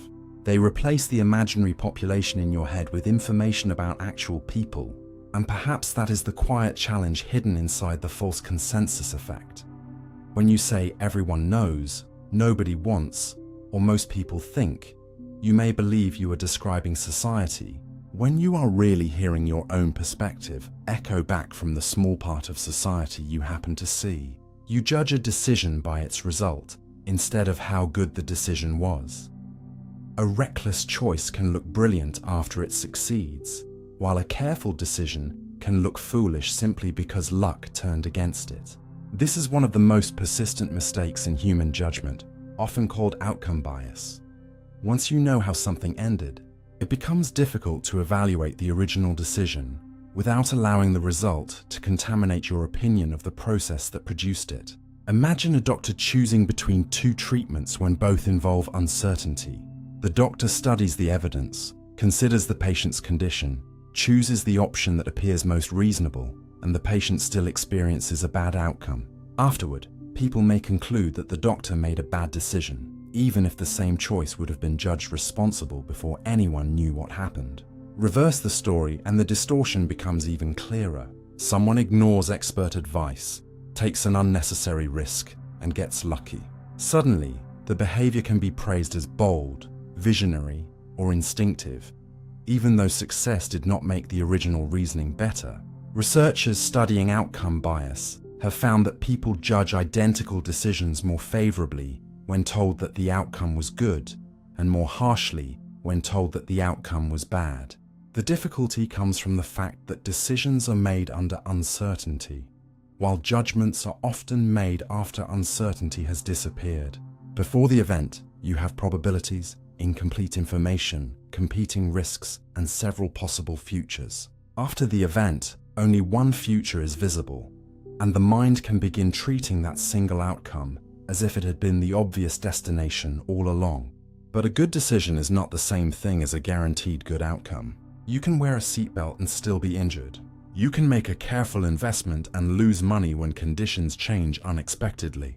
You can ignore every warning, make a terrible bet, and still win. If results alone determine whether a decision was intelligent, then luck becomes indistinguishable from skill. This matters in business, medicine, sports, parenting, investing, and ordinary life, because people often learn the wrong lessons from success and failure. A manager may repeat a risky strategy because it worked once, without noticing that the success depended on circumstances unlikely to repeat. Someone may abandon a sound habit because one attempt ended badly, even though the method still improves the odds over time. The more useful question is not simply, what happened? But, given what was known at the moment of choice, was this a reasonable way to decide?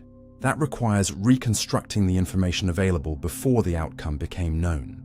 What alternatives existed? What risks were visible? Were relevant facts considered? Was the person following evidence or merely hoping? Could the result reasonably have gone another way? This kind of thinking feels less satisfying because it refuses the clean simplicity of hindsight. It allows the possibility that someone did everything responsibly and still lost, or behaved foolishly and still won. Yet that is exactly how uncertain environments work. Outcomes contain information, of course, and repeated outcomes can reveal flaws in a strategy, but one result should not automatically rewrite the quality of the original reasoning. Perhaps the most dangerous lesson success can teach is that whatever preceded, it must have been wise. And perhaps the most unfair lesson failure can teach is that every choice leading toward it must have been wrong. Sometimes the result tells you what happened. The decision tells you whether you deserved to expect it. You blame personality for behavior that was actually caused by the situation. Someone cuts you off in traffic, and within seconds you may decide that they are selfish, careless, or arrogant, without knowing that they are rushing a frightened child to a hospital, reacting to another driver you cannot see, or simply making one unusual mistake in an otherwise careful life. Human beings are remarkably quick to explain behavior by reaching for personality, and social psychologists have long studied this tendency under ideas such as the fundamental attribution error and correspondence bias. When observing another person, you often see the action clearly but only a fraction of the situation surrounding it. The employee who seems lazy is visible. The impossible workload is less visible. The person who barely speaks at dinner appears unfriendly. The fact that they are anxious, grieving, exhausted, or unfamiliar with everyone in the room may remain hidden. Because behavior is immediately in front of you while circumstances are often invisible, personality can feel like the most obvious explanation. Classic social psychology experiments helped reveal how strong this tendency can be. In one famous line of research, participants read essays that either supported or opposed a political position. Even when they were told that the writers had been assigned which position to defend, people still tended to infer that the essays reflected the writers' true attitudes. Logically, an assigned role should reduce confidence about personal belief. Yet the visible behavior remained psychologically persuasive. Another well-known study had participants observe people taking part in a quiz game, where one person was assigned the role of questioner and therefore had the advantage of choosing difficult questions. Observers still tended to see the questioner as more knowledgeable, underestimating how much the assigned role itself created the appearance of intelligence. The pattern reveals a basic challenge in social perception.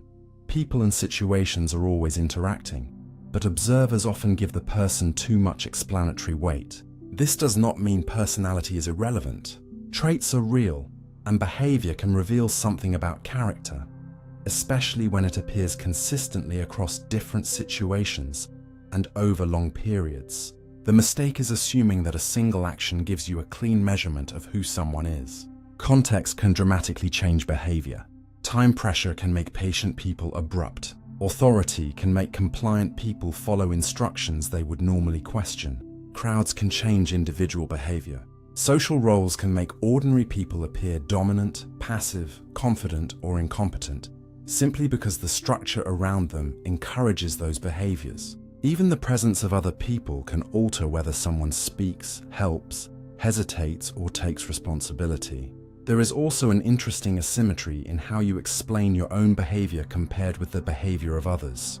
When you arrive late, you know about the traffic, the phone call, the missing keys, and the unexpected delay. When someone else arrives late, they are inconsiderate, can arrive in your mind much faster because their circumstances are not available to you. This asymmetry does not happen in every case, and modern research treats attribution as more complicated than one universal rule, with culture, motivation, familiarity, and context all affecting how people explain behavior. Still, the underlying lesson is useful. Visible behavior is only the final surface of a much larger system. Before deciding that someone is rude, weak, reckless, incompetent, or cold, it can be worth asking what kind of environment could produce the same behavior from an otherwise ordinary person. That question does not require excusing harmful actions or refusing to hold people responsible. It simply prevents one moment from becoming an entire identity. And perhaps that is one of the quiet dangers of judgment. A situation can last 5 minutes, while the personality label you create from it can remain in your mind for years. One attractive trait can make you assume someone has other good traits.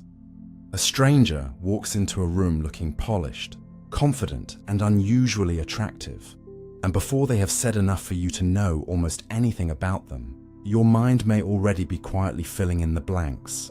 Intelligent, trustworthy, competent, interesting, perhaps even kind. This tendency is known as the halo effect, and it reveals how easily one striking positive characteristic can influence judgments about qualities that have never actually been demonstrated. The idea has deep roots in psychology. In the early 20th century, psychologist Edward Thorndike noticed that military officers who rated soldiers highly on one quality often tended to rate them highly on other, logically separate qualities as well.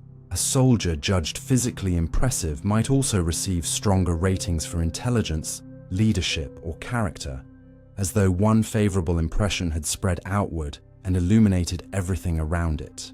Later research found similar patterns in many settings, including judgments involving attractiveness. When a person creates a strong positive first impression, the mind often prefers a coherent picture rather than a collection of unrelated traits.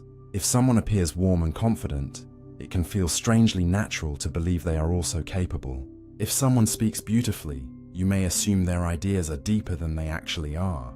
If a professor is charismatic, students may evaluate other aspects of the teaching more favorably. If a product looks beautifully designed, people may expect it to perform better before testing it. The important point is not that attractive or charismatic people lack these qualities. Sometimes they genuinely are intelligent, generous, skilled, and trustworthy. The bias appears when evidence for one characteristic quietly becomes evidence for another without sufficient justification. Physical attractiveness provides an especially powerful example because faces are processed rapidly, and first impressions can form before deliberate reasoning has had much time to intervene. Researchers have found associations between attractiveness and positive social judgments, though the size of these effects varies across situations, cultures, traits, and individuals. The halo can also emerge from status, clothing, occupation, confidence, accent, or reputation. A prestigious job title may make an ordinary statement sound more authoritative. Knowing that an artist is famous may influence how impressive a work seems. Seeing thousands of followers beside a person's name may make their advice feel more credible, even when follower count tells you very little about expertise. The reverse can happen too. One strongly disliked characteristic can cast a negative shadow over unrelated traits, sometimes called a horn effect.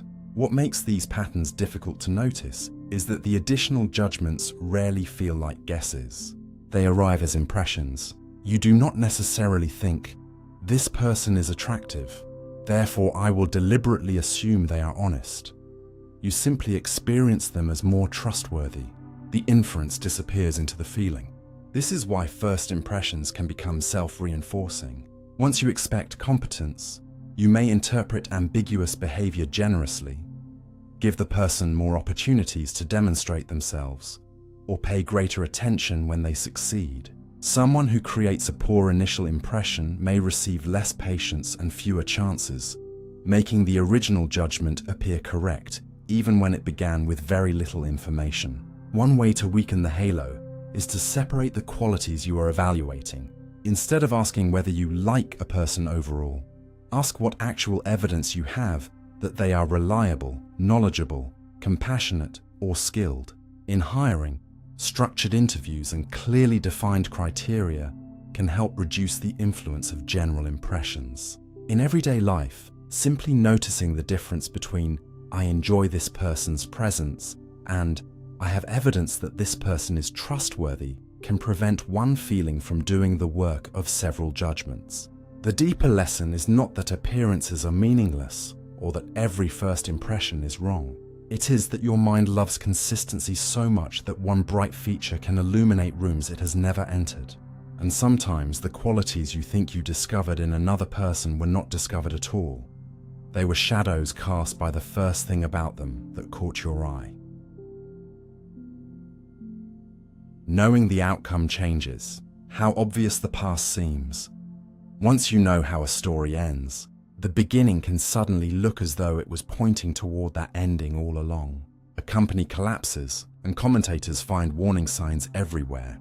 A team wins a championship, and its earlier victories begin to resemble an inevitable march towards success. A relationship ends, and moments that once seemed ordinary are reinterpreted as obvious evidence that the breakup was always coming. Before the outcome, however, the future was not obvious at all. Multiple possibilities were still alive. Psychologists call this hindsight bias, often summarized as the knew-it-all-along effect. After learning what happened, people tend to overestimate how predictable that outcome was before it occurred. Research associated especially with psychologist Baruch Fischoff demonstrated how outcome knowledge can alter judgments about what people believe they would have predicted in advance. The phenomenon is more subtle than simply pretending you knew the answer. Often you sincerely remember the past as more predictable than it actually was. Once an outcome becomes known, your knowledge of it is difficult to mentally remove. You look backward while carrying information that the earlier version of you did not possess, and that new information changes which details seem important. Suppose an election is extremely close, Before the result, analysts can produce reasonable arguments for either candidate. After one wins, the victorious campaign's strategy, speeches, demographic advantages, and turning points become easier to organize into a coherent explanation. Events supporting the losing side begin to look less important. The final result acts like a magnet, pulling selected pieces of the past into alignment until the path appears straighter than it really was. This is partly because the mind is good at building causal stories. Once you know that event C occurred, you search events A and B for causes that explain it. Those causes then become easier to remember, making C seem increasingly inevitable. But many of those same facts might have been used to explain a different outcome if events had unfolded another way. History contains enough complexity that a convincing story can often be constructed after the fact. Hindsight bias matters because it changes more than storytelling. It can distort learning. If you believe a failure was obviously predictable, you may judge people too harshly for not preventing it, ignoring the uncertainty they faced at the time. If a success now seems inevitable, you may underestimate the role of chance, unexpected events, or decisions that could easily have gone differently. In medicine, law, business, engineering, and disaster investigation, this creates a serious challenge. After an accident, the clues leading toward it can look glaring because investigators already know which outcome to explain. To someone before the accident, those same clues were competing with countless other signals, most of which led nowhere. Good analysis therefore tries to reconstruct the information available before the result, rather than viewing the past entirely through the result. This is different from judging whether a decision was good, simply because the outcome was good or bad. Hindsight bias changes perceived predictability itself. After learning what occurred, you begin to feel that you could have seen it coming. A practical defense is to record predictions before events resolve. Write down what you believe will happen, how confident you are, and what alternative outcomes you consider plausible. When the future arrives, compare the record with your memory. You may discover that the certainty you now remember never existed. Another useful habit is to deliberately reconstruct alternative histories. What evidence could have supported a different result, and what small event might have changed the path? Doing this restores some of the uncertainty that outcome knowledge erased. There is something almost comforting about hindsight, because it makes the world feel orderly. If the ending was obvious, perhaps events are understandable, controllable, and less chaotic than they seemed while you were living through them. But the cost of that comfort is forgetting what the past actually felt like when it was still the present. Back then, the road had branches. You simply cannot see most of them as clearly once you know which one reality took. You can choose a worse option simply because it feels safer. Guaranteed small reward can beat a clearly more valuable opportunity in your mind simply because one word changes the emotional weight of the decision. Certain. Imagine being offered a modest amount of money you can take immediately, or a much larger amount that you are very likely, but not guaranteed to receive. Even when the uncertain option has greater expected value, many people feel a powerful pull toward the smaller guaranteed outcome. Behavioral researchers have studied this tendency through ideas such as risk aversion and the certainty effect, famously developed within prospect theory by Daniel Kahneman and Amos Tversky. The key is not that avoiding risk is foolish. Sometimes the safer option is exactly what you should choose. If losing would threaten your rent, health, or financial stability, certainty has genuine practical value. The bias appears when the emotional comfort of certainty becomes so attractive that it outweighs differences in actual value that matter to you. Your mind does not experience a 99% chance as merely 1 percentage point below certainty. Psychologically, the gap between almost guaranteed and guaranteed can feel much larger than the numerical difference suggests. Certainty closes the story.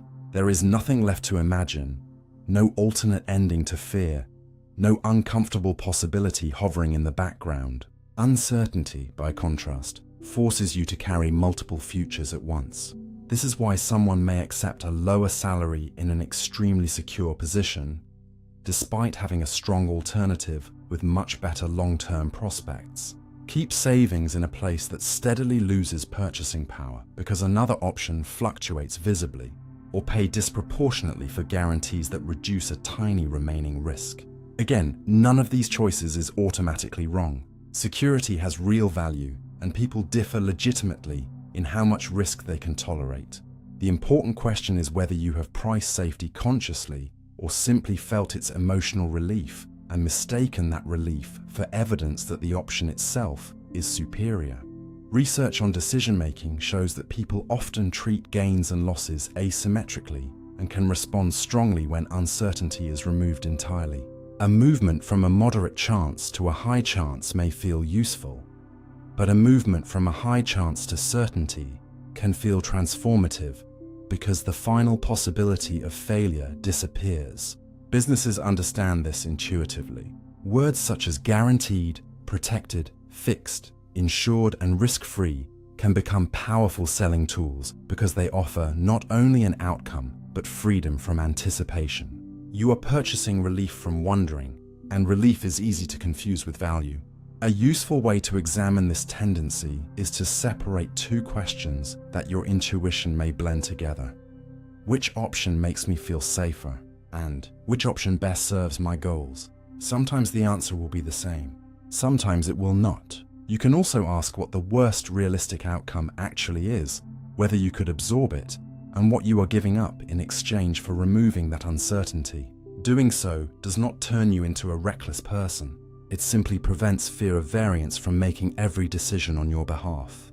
There is a quiet difference between protecting yourself from a danger and protecting yourself from the feeling of not knowing. The first can be wise. The second can become expensive. And perhaps some of the safe choices you have made were not chosen because they offered the best future, but because they allowed you to stop imagining the futures that frightened you. You prefer keeping things the same, even when change would help you. Sometimes an option earns your loyalty for no better reason than this. It is already the one you have. You keep the same bank account despite better alternatives. Renew the same service without comparing competitors. Remain with an inefficient routine long after the reason for creating it has disappeared. Or resist a new system at work even when you admit that the current one wastes time. Psychology and behavioral economics describe this tendency as status quo bias, the disproportionate preference for maintaining an existing state rather than switching to an alternative.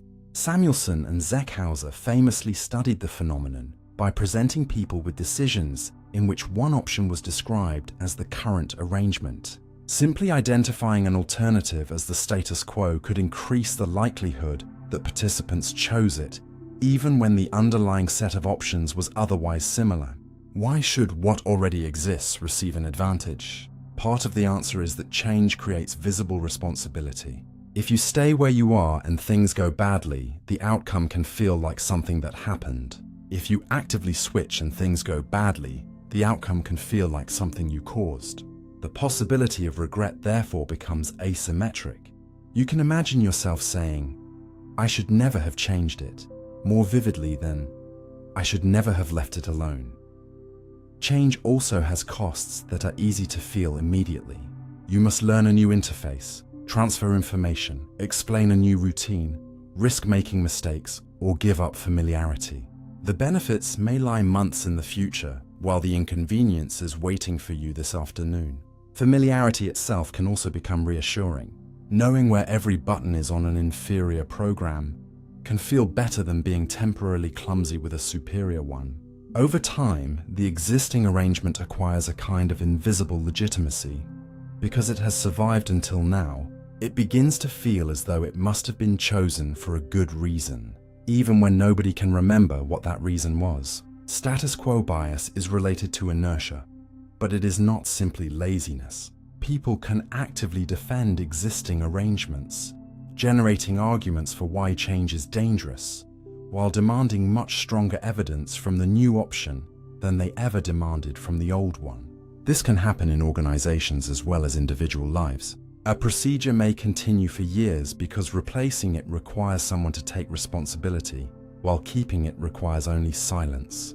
Yet the status quo is not neutral. Doing nothing is still a decision when alternatives exist, and remaining with an inferior option can create costs just as real as switching.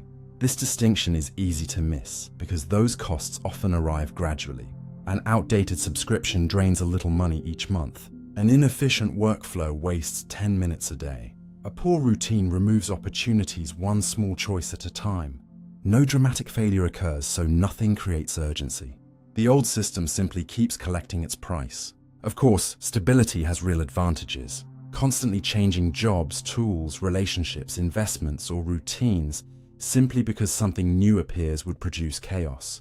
The purpose is not to treat change as automatically superior. It is to stop treating the current state as innocent until proven guilty. One useful test is to imagine that neither option currently belongs to you. If you were choosing fresh today, with no history attached, would you deliberately select the arrangement you already have? Another is to reverse the burden of proof. Instead of asking whether the new option is good enough to justify leaving, ask whether the old option is good enough to justify staying. That small shift can expose how much protection familiarity was receiving for free. Because sometimes your life does not remain unchanged because the current path is best. It remains unchanged because change must argue its case, while familiarity is allowed to sit quietly in the room without ever being questioned. You often prioritize what feels urgent over what actually matters. A notification that can wait 10 minutes may steal your attention from a decision that could shape the next 10 years, simply because one of them is flashing now and the other is quietly important. Human attention is extremely sensitive to urgency, and this can create what researchers sometimes describe as a mere urgency effect. When a task feels time-sensitive, people may prioritize it even when another task offers greater value. The strange part is that urgency and importance are not the same thing, yet they can feel almost identical from inside the mind. An email marked urgent creates an immediate demand. A message waiting for a reply produces tension. A countdown makes time itself feel like part of the problem. Meanwhile, activities with enormous long-term consequences, exercise, learning a skill, planning finances, maintaining relationships, thinking carefully about a career decision, often arrive without alarms. Nothing terrible happens at exactly 3 o'clock if you ignore them, so they can keep being pushed behind smaller tasks that produce immediate pressure. This happens partly because deadlines make goals psychologically concrete. A task due in 20 minutes has a clear finish line and a visible consequence for delay, while something important but open-ended may require you to create your own structure. Finishing the urgent task also produces quick closure.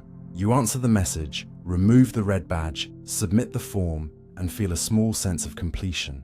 Important work often behaves differently. You can spend an hour learning, writing, planning, or exercising and still have an unfinished goal afterward. The reward is delayed, the progress is harder to see, and there may always be more to do.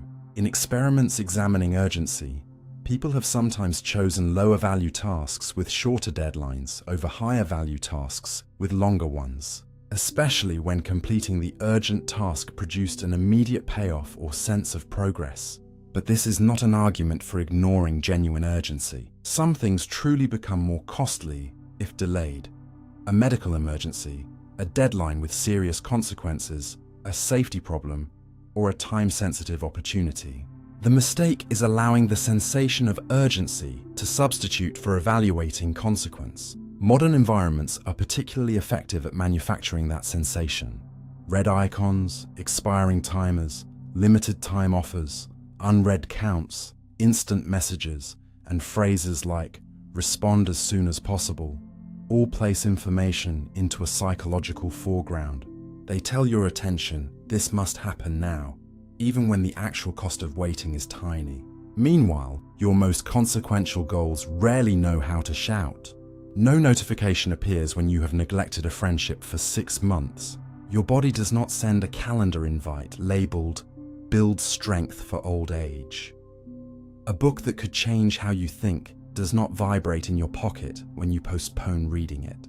This creates an uncomfortable imbalance. Trivial things can become excellent at demanding attention, while meaningful things often depend on you voluntarily giving attention to them.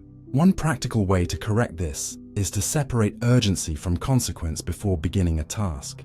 Ask what happens if this waits an hour, a day, or a week. Then ask what happens if the supposedly non-urgent goal is ignored for a year.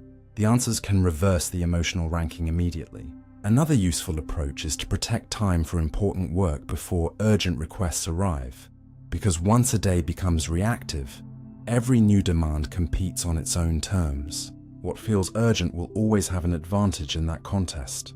Perhaps the deeper problem is that urgency gives you a sensation of movement, even when you are moving in circles. You can finish 10 small tasks and feel productive, while the one thing that actually changes your life remains untouched. So at the end of a crowded day, the most revealing question may not be how much you completed. It may be whether the things that shouted the loudest were truly the things that deserved your limited hours. You remember your past as better than it actually felt. A freezing trip, an exhausting school year, or a difficult period of your life can somehow return years later, wrapped in warmth, until you catch yourself saying, "Those really were the good days," even though the person living through them did not always feel good at all. Psychologists often discuss this tendency under rosy retrospection, the tendency to evaluate some past experiences more positively after time has passed than you evaluated them while they were occurring.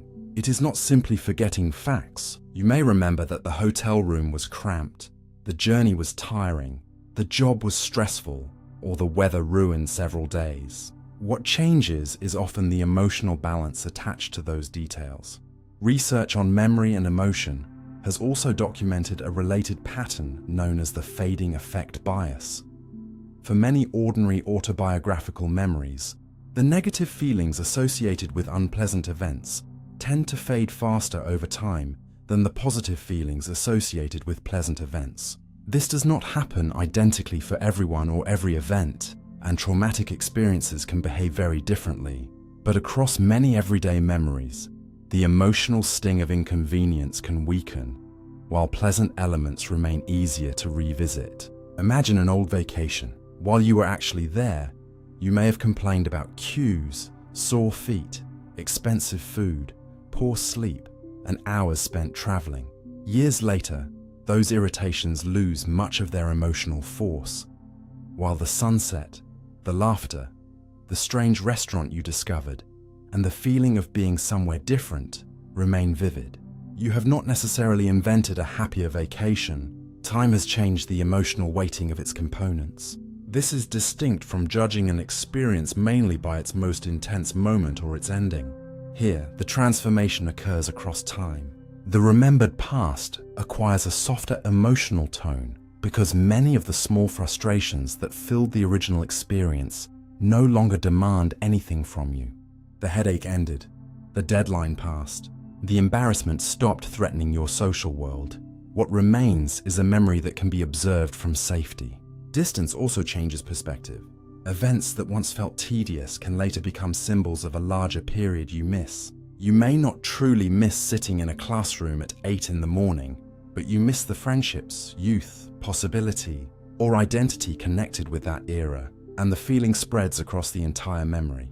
Nostalgia can work this way. It is not necessarily a factual belief that every part of the past was better. It is often an emotional reconstruction in which a period becomes valuable because of what it now represents. This can be psychologically useful.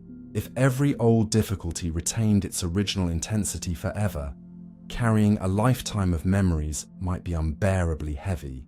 Letting some negative emotion fade can support resilience and allow people to revisit their histories without repeatedly reliving every irritation. But rosy retrospection can also mislead decisions. You may return to a destination because you remember loving the previous trip, while forgetting how often you wished you were home. You may romanticize a former job while minimizing the reasons you left it. Entire generations can remember a past decade as simpler or happier, while overlooking hardships that were ordinary precisely because people had become accustomed to them. Photographs can intensify this imbalance because cameras tend to preserve celebrations, scenery, and smiling faces more often than boredom, arguments, waiting, or ordinary bad days. Over time, the archive itself becomes biased toward moments worth recording. None of this means nostalgia is false. The warmth is real. The past genuinely can gain meaning as you understand it from a later stage of life. But feeling warmly about a period is not the same as accurately recovering how it felt to live through every ordinary Tuesday within it. Diaries, old messages, and notes written at the time can sometimes be startling because they return a version of you whose emotions have not yet been softened by distance. You may discover that the beautiful old days contained anxiety you forgot, complaints you no longer recognize, and problems that once felt enormous. And perhaps there is something gentle in realizing this. The past may not have been as perfect as memory makes it, but that does not make the memory worthless. It means time has performed an edit of its own, allowing some pain to become quieter while preserving enough beauty for you to look backward without needing to live there again. One bad moment can outweigh many good ones in your mind. 10 people can praise what you did, one person can criticize it, and hours later, the criticism may be the only voice still speaking inside your head. This asymmetry is connected to what psychologists call negativity bias. Negative information often captures attention more strongly, influences judgment more heavily, and can be remembered more persistently than equally intense positive information. The effect appears across many areas of human life, from social impressions to learning and decision-making. Imagine meeting someone who is generous, funny, thoughtful, reliable, and warm across dozens of interactions, then watching them behave cruelly once. That single episode may force you to reconsider your entire picture of them in a way that one unusually kind act would rarely reverse months of consistently harmful behavior. The reason is not simply that the brain likes bad news. Negative events can carry unusually important information. For an organism trying to survive, overlooking one genuine danger may be more costly than overlooking one pleasant opportunity. A beautiful patch of flowers can wait. A predator cannot. Human psychology developed in environments where threats, social rejection, contamination, injury, betrayal, and conflict could demand rapid learning, and our attention still tends to respond strongly to signals that something may be wrong. This can be seen even in ordinary language and impression formation. Learning one deeply negative trait about a person can sometimes alter an overall judgment more than learning another moderately positive trait improves it. In relationships, criticism and hostility may carry disproportionate emotional weight compared with routine pleasant exchanges, although the exact balance varies enormously between people and situations. Online environments can amplify the tendency because anger, threat, scandal, and conflict naturally compete well for attention. 100 normal experiences produce no story. The one disaster does. Yet negativity bias should not be confused with the earlier idea that memory judges an experience mainly by its peak and ending. A bad event can dominate even when it occurs in the middle, and its influence may come not from its position, but from its emotional and informational importance. Nor does the bias mean positive experiences are weak or unimportant. Joy, affection, accomplishment, safety, and belonging profoundly shape human life. The asymmetry is about how easily negative information can seize priority. You can watch this happen after receiving feedback. A teacher writes 9 encouraging comments and 1 criticism. Your eyes keep returning to the criticism because it identifies a possible problem requiring correction. A presentation receives applause, yet one bored expression in the audience becomes mentally magnetic. A day contains meals, conversations, sunlight, music, work, and ordinary comfort, but one humiliating moment becomes the headline under which the day is filed. This tendency can be useful when the negative signal contains information you genuinely need. If a bridge makes an alarming sound, focusing on it rather than admiring the scenery is sensible. But the same system can become misleading when one negative event is allowed to represent a much larger reality than the evidence supports. One harsh comment is not necessarily a consensus. One failure is not a complete measurement of ability. One argument is not automatically the definition of a relationship. A useful corrective is not forced positivity, which can become another distortion, but proportion. Ask how many data points you are actually judging and how much weight one unpleasant event deserves compared with the rest. You can acknowledge what went wrong without allowing it to erase everything that went right. Perhaps the mind holds bad moments tightly because it is trying to protect you from repeating pain. But protection can become distortion when the alarm remains louder than the evidence. And sometimes the hardest part of remembering a good life accurately is not finding the good moments.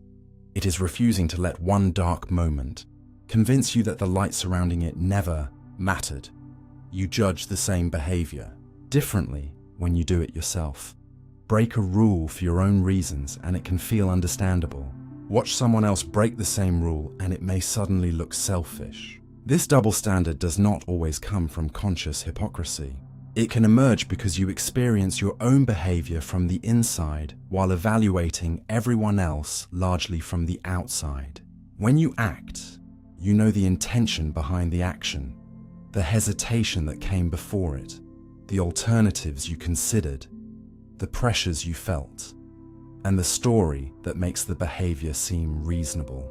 When another person performs the same action, most of that invisible context is unavailable. What remains is the act itself and whatever consequences you can see.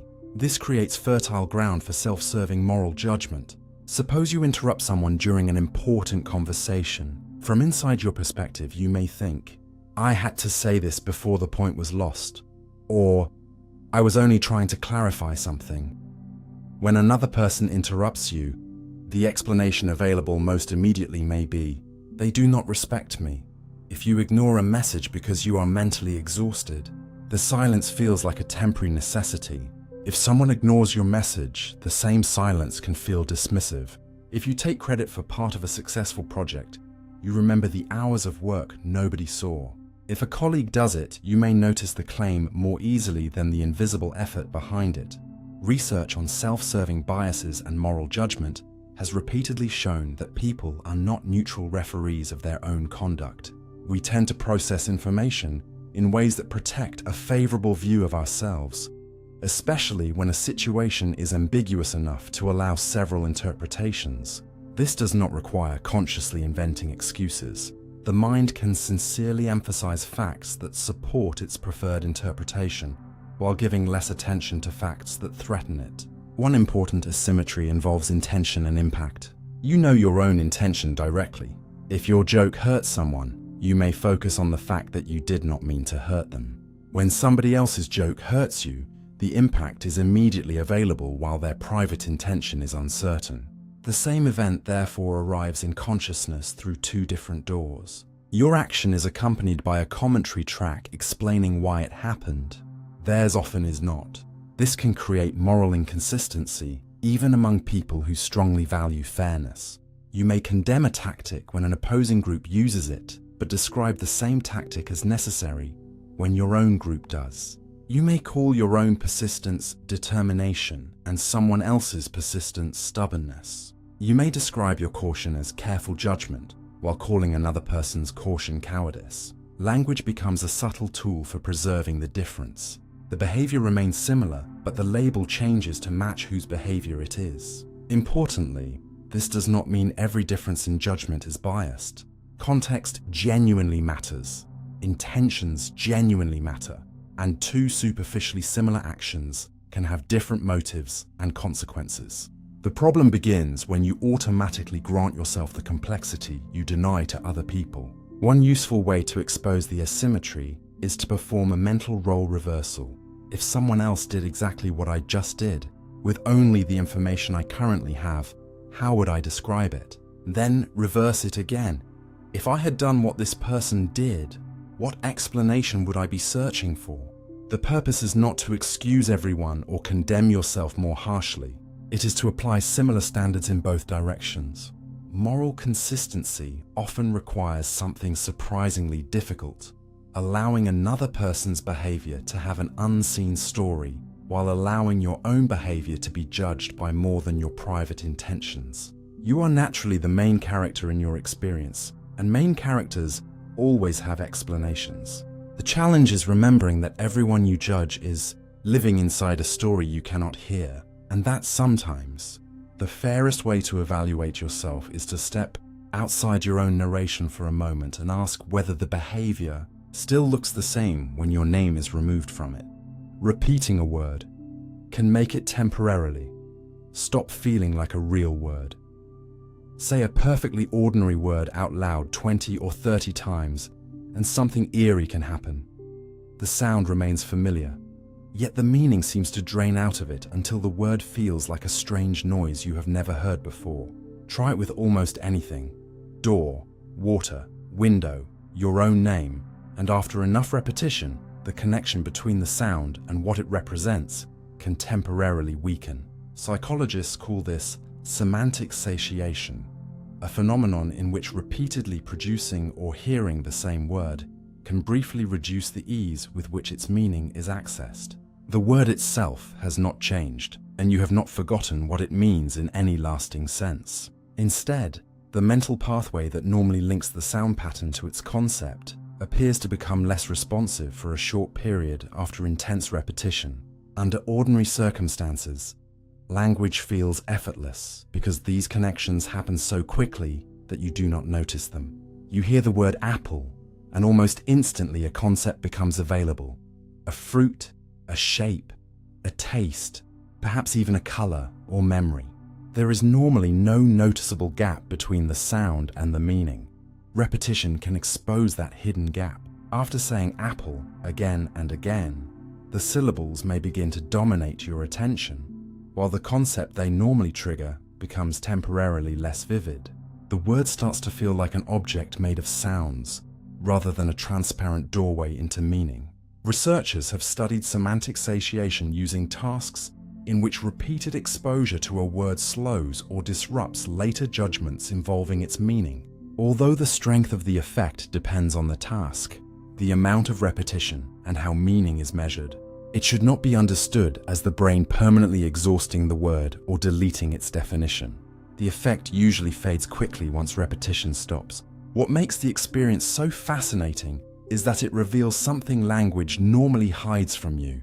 Words are not meanings. They are signals that have become tightly associated with meanings through learning. When that association is briefly disrupted, you can hear the signal almost nakedly. A familiar name may suddenly sound absurd because you are noticing its raw phonetic shape rather than immediately experiencing the person attached to it.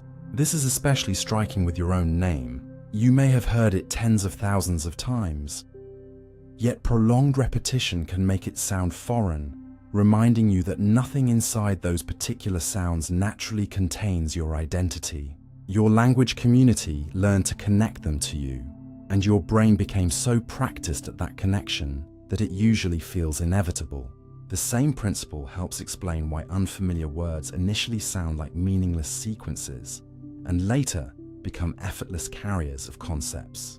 Meaning is not sitting inside the sound waiting to be discovered. It is a relationship your memory has built. Semantic satiation briefly makes that relationship visible by weakening its automaticity. Writers, advertisers, and designers sometimes encounter a related practical problem when staring at the same word for too long. Spelling can begin to look wrong even when it is correct, because extreme familiarity has shifted attention from meaning toward individual letters and shapes. That visual experience is not identical to semantic satiation, but both reveal how repeated exposure can alter the subjective familiarity of something that normally feels stable. And perhaps that is the quietest lesson hidden inside a word that suddenly stops feeling real. Language seems solid only because your mind performs thousands of learned connections without asking you to watch. Repeat one small piece of that system long enough, and for a few strange seconds you can hear what was always underneath the meaning. The sound itself, waiting for your brain to make it into a world. A song can replay in your mind without your permission. You can leave a store after hearing only 10 seconds of a melody, forget about it completely, and then discover hours later that your mind has been quietly playing the same fragment again and again without ever asking for permission. This familiar experience is called involuntary musical imagery, often known more casually as an earworm. It is not usually a hallucination because you do not mistake the music for a sound coming from the outside world. You recognize that the song is happening internally, yet that knowledge does not necessarily give you control over when it starts or stops. Studies suggest that earworms are extremely common, and they reveal how strongly music can become coupled to memory, attention, and prediction. Songs are unusually effective memory structures because they combine rhythm, melody, repetition, timing, and often language. A melody creates expectations about what note should come next, while rhythm provides a repeating framework that makes sequences easier to anticipate. Once a familiar fragment becomes activated, the brain can continue the pattern internally even after the external sound has ended. This is one reason a chorus can become more persistent than an irregular piece of speech. Repetition inside the song itself has already trained your memory on the sequence. Certain musical features may make some tunes more likely to become earworms, but there is no single formula that guarantees one. Research has found associations with features such as memorable melodic contours and repeated patterns. Yet personal familiarity and recent exposure matter greatly. A song you know well has a rich representation stored in memory, making it easier for a small cue to activate the rest. That cue may be obvious, such as hearing the song on the radio, or indirect, such as seeing a phrase that appears in the lyrics, visiting a location associated with the music, or entering a mood linked to a time when you heard it frequently. Sometimes you may not identify the trigger at all. The tune simply seems to arrive. Earworms also appear more often during activities that leave some mental space unoccupied. Walking, showering, commuting, doing repetitive household tasks, because attention is not completely consumed by the external environment. The mind has room for internally generated material to surface. Stress and fatigue can also affect how persistent repetitive thoughts feel, though an earworm is not necessarily a sign of anxiety or any disorder. For most people, it is a normal byproduct of memory functioning. Interestingly, the fragment that repeats is often incomplete. Your mind may loop the chorus, one line, or even a few seconds, rather than replaying the entire song from beginning to end. One explanation is that an incomplete musical phrase leaves an unresolved sequence that the memory system keeps reactivating, though the exact mechanisms behind earworms are still being studied. Trying to force the song away does not always help, because focusing on whether it is still present can keep attention attached to it. Some research and everyday reports suggest that engaging with a different demanding task can interrupt the loop, while in other cases, listening to the full song may provide a sense of completion. Even something as simple as chewing gum has been studied as a possible way to reduce involuntary musical imagery by interfering with the subvocal processes involved in internally rehearsing sound. Although this is not a universal cure, what is most revealing is how little conscious intention is required. You usually think of memory as something you retrieve. You decide to remember a song, then bring it to mind. Earworms show the reverse direction. A stored pattern can retrieve itself. A few notes can become active, trigger the next few, and create a small self-sustaining loop that consciousness notices only after it is already running. And in those moments, the song in your head becomes a reminder that memory is not simply an archive waiting obediently for you to open it. Sometimes it is an active system with its own momentum, capable of placing a melody on the inner stage and letting it play long after the musician has gone silent. Something extremely familiar can suddenly feel completely new.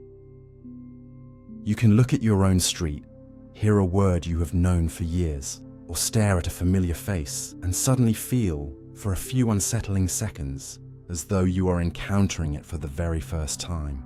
The object is recognizable, you know exactly what it is, and nothing around you has actually changed. Yet the feeling of familiarity has vanished. Psychologists and neurologists use the term jamais vu, French for never seen, to describe experiences in which something objectively familiar is temporarily experienced as strangely unfamiliar. It is often described as a kind of opposite of déjà vu. In déjà vu, something new carries an inappropriate feeling of familiarity. In jamais vu, something familiar temporarily loses that feeling. The distinction matters because recognition is not a single mental process. Knowing what something is and feeling that it is familiar can come apart. You may look at the word house and still understand its meaning perfectly, while experiencing the peculiar sensation that its shape looks wrong. You may enter a room you have visited hundreds of times and know where every object belongs while, for a moment, the entire scene feels oddly detached from memory. Researchers have been able to provoke similar experiences experimentally. In one line of work, participants repeatedly wrote a familiar word until some reported that it began to feel strange, unfamiliar, or as if it were not really a word anymore. But jamais vu is broader than the temporary weakening of meaning discussed earlier with repeated words. Here, the interesting feature is the disruption of familiarity itself, the normally automatic signal that tells you, "I know this." Your brain usually generates this signal so quietly that you do not realize it is being generated at all. Familiar places, people, and objects do not merely trigger factual recognition. They also arrive with a subtle emotional and perceptual quality of knownness. When that quality temporarily fails to appear, the world can feel wrong, even though your knowledge remains intact. Scientists do not have a single complete explanation for every ordinary episode of jamais vu, but fatigue, prolonged attention, repeated exposure, and unusual disruptions in normal recognition processing may contribute. Experiences of abnormal familiarity can also occur in certain neurological conditions, including some forms of epilepsy, though an occasional brief moment of strangeness in an otherwise healthy person does not by itself imply disease. What makes jamais vu so revealing is that it exposes a mental ingredient you usually never notice. Familiarity feels as though it belongs to objects themselves. Your childhood home seems inherently familiar. Your own handwriting seems naturally yours, and the face in the mirror appears to carry its identity directly on its surface. But the feeling is being produced by your nervous system. The outside world provides patterns. Your brain supplies recognition, context, and the quiet sense of having encountered them before. When that signal flickers even briefly, you catch the machinery in an unusual state. The chair remains the same chair. The street remains the same street. What disappears is the invisible layer of certainty normally wrapped around them. And perhaps that is why the experience can feel so eerie. It shows you that familiar is not a permanent property of the world. It is something your mind continuously adds to the world, so smoothly that you only discover it exists on the rare occasions when it suddenly goes missing. You stop noticing a smell, even though it never left the room. Walk into a bakery and the smell can seem almost overwhelming, yet stay there long enough, and the same rich aroma may fade so completely that you begin to wonder whether anything is still in the air at all. The molecules have not necessarily disappeared. Your nose has not suddenly stopped working. What has changed is the amount of attention and neural response being devoted to a stimulus that has remained constant. This is commonly described as olfactory adaptation and habituation, two closely related processes that help explain why continuous smells become less noticeable over time. At the sensory level, olfactory receptors and early parts of the smell processing system can become less responsive during prolonged exposure. At higher levels of the nervous system, the brain also learns that an unchanged odor is providing little new information and reduces the attention given to it. The result is familiar. Perfume seems strongest when you first apply it. The smell of someone else's home is obvious when you enter but barely noticed by the people who live there. And a persistent background odor can disappear from awareness even while a newcomer detects it instantly. This is not simply the nose becoming tired in a vague sense. It reflects a useful principle of sensory processing. Constant signals are often less important than changes. Imagine if every unchanging sensation demanded the same attention forever. You would remain continuously aware of clothing pressing against your skin, the low mechanical hum of a building, and every stable odor around you. Your conscious experience would become crowded with information that had already been evaluated. Instead, the nervous system emphasizes novelty. A new odor entering the room can matter because it might signal food, smoke, chemicals, another person, or something spoiled. Once an odor remains stable and appears harmless, devoting fewer resources to it frees attention for whatever changes next. This also explains why leaving the room for a while can make the smell seem strong again when you return. During the absence, sensitivity partially recovers and the odor becomes a new event rather than an unchanged background. The process is not identical for every smell. Odor concentration, chemistry, duration of exposure, individual sensitivity, and whether the smell carries emotional or biological importance can all affect how quickly awareness declines. Some odors remain difficult to ignore, especially if they are intense or irritating, and adaptation can become practically important, because losing awareness of an odor does not mean the source has vanished. A person may stop noticing their own perfume and apply more, while everyone arriving later experiences it at full strength. More seriously, relying on smell alone to monitor hazards can be unsafe, because perception may diminish during continuing exposure, and some dangerous substances have little or no useful odor warning at all. The everyday phenomenon still contains a remarkable lesson about perception. You tend to imagine your senses as open windows that faithfully report whatever remains outside them. But your sensory systems are active filters. They care deeply about what has changed, what may matter, and what deserves another look or another breath.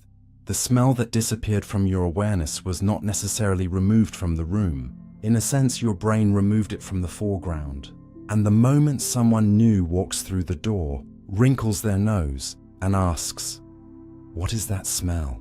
you are reminded that sometimes the things you stop experiencing most clearly are the things that have been surrounding you the longest. Your brain treats a small guaranteed reward as better than a larger future one.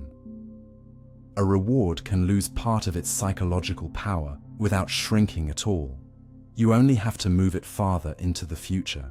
Imagine being offered a modest amount of money today, or a noticeably larger amount several months from now. The later reward may clearly be worth more, and you may even agree that waiting is the sensible choice. Yet the smaller reward sitting within reach can exert a pull that the future one cannot match. Psychologists and behavioral economists study this through temporal discounting. As rewards become more distant in time, people tend to treat their subjective value as lower. This is different from choosing certainty over risk. The future reward could be completely guaranteed and still feel less compelling simply because you must wait for it. Time itself changes the decision. One reason is that immediate rewards can be experienced with unusual vividness. Food available now can be tasted in minutes. Money available today can be spent before the day ends. Entertainment can begin with one click. A benefit promised for next year exists mostly as an idea, and your nervous system cannot interact with an idea in the same direct way it can interact with something present. This creates a recurring conflict between immediate gratification and delayed benefit. You encounter it when choosing whether to spend or save, study or postpone, sleep or keep scrolling, exercise or remain comfortable, finish an important task or enjoy something easier first. In each case, the distant outcome may matter more to the life you want, but the immediate option has a psychological advantage simply because it has already arrived. Researchers have also found that this discounting is often not perfectly consistent across time. Consider two choices: a smaller reward today versus a larger reward in a month, and then the same rewards shifted far into the future: a smaller reward in a year versus a larger one 13 months from now. People can become more willing to wait when both options are distant, even though the delay between them is essentially the same. This pattern is often discussed as present bias. From a distance, future you seems patient. As the immediate reward approaches, preferences can reverse. That is why you can sincerely plan at night to wake early, sincerely decide on Sunday to avoid unnecessary purchases, or sincerely promise yourself that you will work instead of opening another video, and still watch the plan weaken when temptation becomes available in the present. Your earlier self was not necessarily lying. The psychological value of the alternatives changed as time passed. This also explains why tools such as automatic savings, scheduled payments, advanced meal preparation, website blockers, and self-imposed deadlines can be effective. They allow you to make decisions before immediate temptation gains its full advantage. In economics and psychology, these are sometimes called commitment devices, arrangements that help your earlier intentions survive later moments when short-term rewards become more attractive. Importantly, preferring the present is not automatically irrational. The future is genuinely uncertain. Needs can be urgent, and sometimes taking a smaller benefit now is sensible.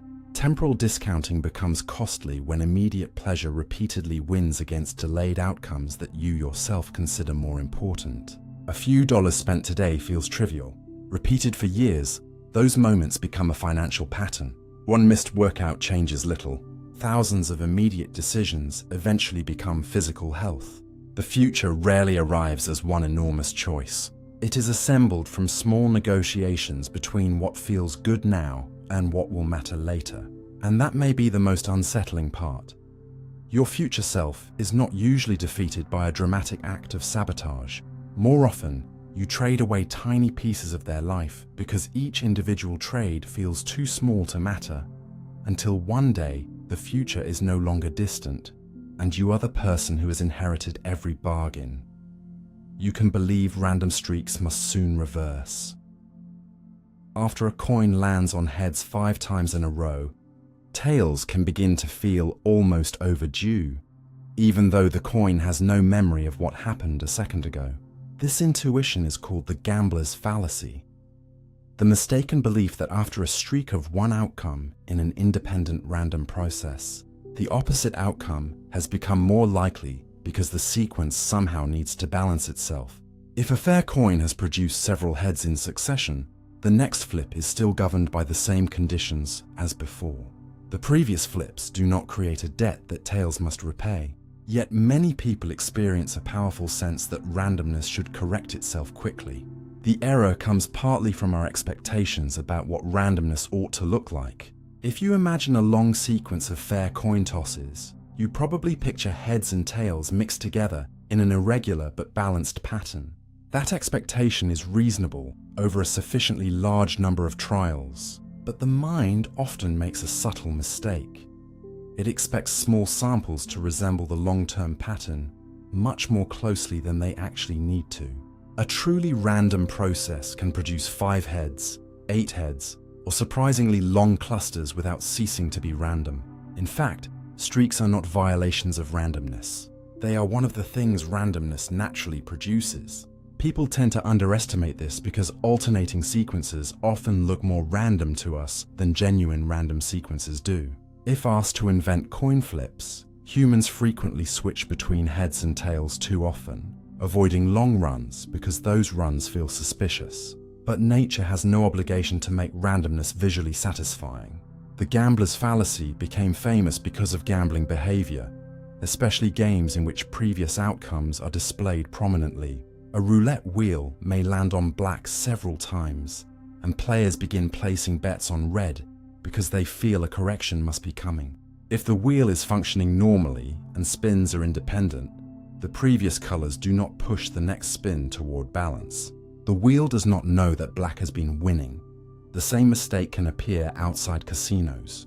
After several daughters are born in one family, someone may feel that the next child is due to be a boy, even though previous births do not create a balancing mechanism that forces the next one toward the opposite sex. After several rainy weekends, you may jokingly feel that nature owes you sunshine on the next one, although weather is not an independent coin flip and therefore must be analyzed through actual atmospheric conditions rather than streak intuition. That last distinction matters. The gambler's fallacy applies most cleanly when events are independent. In the real world, many sequences are not. If a machine is overheating, Repeated failures can make another failure genuinely more likely. If weather systems persist, yesterday's conditions may contain information about tomorrow's. If cards are dealt from a deck without replacement, earlier cards change what remains. You cannot dismiss every streak as meaningless. The correct question is whether the mechanism producing the next event remembers or is altered by the previous events. A fair coin does not. A shrinking deck of cards does. This is why understanding the process matters more than staring at the pattern. Your brain sees a sequence and wants the sequence itself to contain a story. Too much of one thing means the opposite must arrive. Imbalance demands correction. Luck swings back toward fairness. But probability does not contain a moral force that restores balance on your preferred schedule. Long-run proportions can stabilize while short stretches remain wildly uneven. That is one of the hardest features of randomness to feel intuitively. You can understand it intellectually and still experience the next tails as more likely after 6 heads. The sequence looks unfinished until the imbalance is repaired. But the universe is not watching the scoreboard you are watching. Sometimes a streak ends on the next trial. Sometimes it grows longer. And the moment you begin believing that chance owes you the opposite outcome simply because you have seen too much of one kind, you are no longer predicting randomness. You are asking randomness to behave like a storyteller with a sense of symmetry. You can believe a winning streak will continue simply because it has started. Watch someone succeed several times in a row, and a powerful intuition can appear almost instantly. Do not interrupt them now because they are hot. A basketball player makes 3 difficult shots. A trader predicts several market moves correctly. A contestant answers 5 questions in succession, or even a friend wins several games. And suddenly the next success begins to feel more likely simply because success has been happening.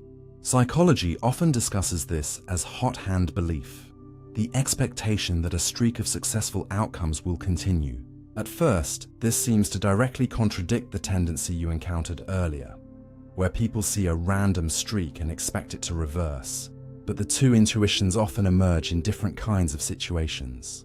When a sequence appears to come from a mechanical random process such as a fair coin, people may expect balance and anticipate reversal. When the sequence comes from a human agent who appears skilled and intentional, the mind is more willing to infer momentum, confidence, concentration, or some hidden state that could persist into the next attempt. Experiments have found that perceiving an agent as intentional can increase the expectation that a streak will continue, helping explain why a run of successful shots feels psychologically different from a run of identical coin flips. Basketball made the hot hand famous. In a landmark 1985 study, Thomas Gilovich, Robert Vallone, and Amos Tversky found that players and fans strongly believed successful shots tended to cluster, while analyses of several shooting datasets did not show the positive dependence people expected. That work helped turn the hot hand into a classic example of how people can see patterns in sequences. But the story did not end there. And this is where the phenomenon becomes much more interesting than simply saying that streaks are imaginary. Later researchers pointed out statistical and real game complications, including changes in shot difficulty, defensive pressure, and the way streaks are measured. Some newer analyses have found evidence that certain individual players can display periods of performance above what chance alone would predict, while other studies still find weak, inconsistent, or strategically complicated effects. In actual games, a player who has made several shots may attempt harder shots or attract stronger defense, meaning the next attempt is not occurring under identical conditions. So the important lesson is not winning streaks are never real. That would be false. The mistake occurs when the streak itself becomes sufficient evidence that success must continue, even when nothing about the mechanism generating the outcomes has changed. If independent random events produce 4 wins, those wins do not create an invisible force pushing the 5th towards success. But if human performance is involved, the earlier successes may sometimes contain legitimate information. An athlete may have adjusted technique, an opponent may be vulnerable to a particular strategy, or temporary conditions may genuinely favor continued performance. The difficult task is separating real persistence from the story your mind automatically builds around a streak. Human beings are drawn to momentum because it converts isolated events into a narrative. One success can be luck. 5 successes begin to look like a transformation. This person has found something, entered a zone, become unstoppable. Once that story forms, every additional success confirms it, while the eventual failure can be dismissed as the moment the streak finally broke. The label therefore becomes strangely difficult to disprove. And this matters far beyond sports. A manager can assume an employee who recently succeeded will keep succeeding in unrelated tasks. An investor can mistake several profitable decisions for proof that their intuition has become unusually accurate. A gambler can increase a bet after consecutive wins, because winning itself begins to feel like evidence of being in a special state. Sometimes genuine skill is present. Sometimes conditions really have changed. But sometimes the only new information is that several outcomes happen to arrive beside one another. The wiser question is not, has this person been winning? But is there a reason the process that produced those wins should make the next one more likely? If you cannot answer that, the feeling of momentum may be doing more work than the evidence. A streak is a description of the past. Whether it deserves to become a prediction of the future depends on what, if anything, is carrying the pattern forward. You assume advertising manipulates other people more than it manipulates you. Most people can easily imagine an advertisement influencing someone. They just tend to picture someone else. You watch a glossy commercial promising happiness through a product, notice a political advertisement designed to provoke emotion, or scroll past an influencer praising something they were paid to promote. And you may think, I can see exactly what they are doing, but plenty of people will fall for it. That distance between how vulnerable you believe others are and how vulnerable you believe yourself to be is closely related to the third-person effect, a phenomenon in communication research in which people often estimate that persuasive media messages have greater influence on other people than on themselves. Surveys and experiments have repeatedly found this self-other gap across different forms of media, including political advertising and product-related messages, although its size depends on the message, the audience being compared, and whether being influenced is seen as desirable or undesirable. What makes the effect fascinating is that seeing persuasion clearly does not automatically place you outside it. Advertising rarely works only by issuing a direct command that you consciously obey. A message can make a brand easier to recognize later, connect a product with a particular emotion or social image, repeatedly expose you to a name, alter which options come to mind when you eventually shop, or simply tell you that something exists. None of this guarantees that an advertisement will change your behavior, and advertising effects vary greatly depending on the person, message, repetition, product, context, and prior preferences. The mistake is assuming that because you did not consciously experience a moment of surrender, that advertisement convinced me. Therefore, nothing about your attention, memory, or evaluation could have been influenced. Third-person perception is partly compelling because it protects a flattering picture of the self. You know your reasons. You experience yourself as thoughtful, skeptical, and capable of seeing persuasive intent. Other people are more distant, so it is easier to imagine them responding automatically. Research has even found that people who consider themselves knowledgeable about certain advertising can sometimes show a larger perceived gap between influence on themselves and influence on others, as though expertise strengthens the belief that persuasion is mainly a problem for less informed people. Social distance can matter as well.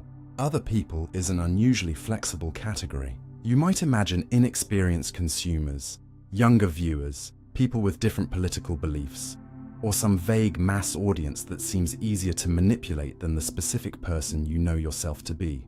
The farther away that imagined audience feels, the easier it can become to assign susceptibility to them. Yet the third-person effect contains an important complication. People do not always insist that others are more influenced. When a message is considered useful, intelligent, socially desirable, or beneficial, people may become more willing to say that it influenced them. And researchers sometimes observe a first-person effect instead. In other words, part of the gap may reflect not only what influence we believe occurred, but which kinds of influence we are comfortable admitting. This becomes especially important when people support restrictions based on what they think media will do to everyone else. Studies have found that perceiving harmful messages as especially influential on others can, in some contexts, be associated with greater support for regulating those messages. None of this means you should assume every advertisement secretly controls you. That would simply replace one exaggerated belief with another. Persuasion is not mind control. Exposure is not obedience, and consumers frequently ignore, resist, criticize, or forget advertisements. The more useful insight is humility. Instead of asking only, "Could this persuade people?" you can ask, "What might repeated exposure be doing to what feels familiar, memorable, normal, or worth considering to me?" You can notice when a brand name enters your mind without remembering where you first encountered it, when a product category suddenly feels relevant, or when a slogan has become familiar even though you never chose to memorize it. The purpose is not to distrust every preference you have. It is to stop giving yourself automatic immunity simply because you can recognize persuasion when you see it. The advertiser does not need you to believe that advertising works. And perhaps the most convenient audience for persuasion is sometimes the person who is certain that the real audience is everyone else. You can prefer the middle option, even when nothing makes it better. Place 3 versions of the same product in front of someone: cheap, expensive, and somewhere in between. And the option in the center can begin to feel strangely reasonable, even when there is no objective reason it should be the best choice. This tendency is often linked to the compromise effect, a pattern in decision-making where people become more attracted to an option when it occupies a middle position between more extreme alternatives. Imagine choosing a cup of coffee, a hotel room, a television, or a subscription plan. The cheapest version may feel too limited, while the most expensive one may seem excessive. So the middle option begins to carry a special psychological message: balanced, sensible, safe. But that feeling can be created by the surrounding choices, rather than by anything inherently superior about the middle item. If the expensive option disappears, the former middle option may suddenly become the premium one and lose some of its appeal. Add an even more extreme alternative above it, and it may start looking moderate again. Researchers studying context-dependent choice have repeatedly shown that preferences are not always fixed before a decision begins. The set of available alternatives can change how each option is perceived. One reason is that trade-offs become easier to justify when an option avoids extremes. Choosing the cheapest product may make you worry that you sacrifice quality. Choosing the most expensive may make you worry that you overpaid. The middle option allows you to construct a simple explanation. You did not choose the worst, but you also did not go overboard. This becomes especially powerful when you are uncertain about what qualities truly matter. Someone buying wine without much knowledge may not know whether one bottle is genuinely better than another, but the prices themselves create a structure. The least expensive can feel suspiciously cheap, the most expensive unnecessary, and the middle bottle becomes a comfortable answer to a question the buyer cannot fully evaluate. Businesses understand this, which is why menus and pricing pages often contain 3 tiers. The middle plan may be positioned as the natural compromise, sometimes even labeled most popular or recommended, though those additional cues are separate influences from the compromise effect itself. Importantly, choosing the middle is not inherently irrational. Sometimes the middle product genuinely offers the best balance of cost and features. The bias appears when relative position is doing more work than the actual qualities you care about.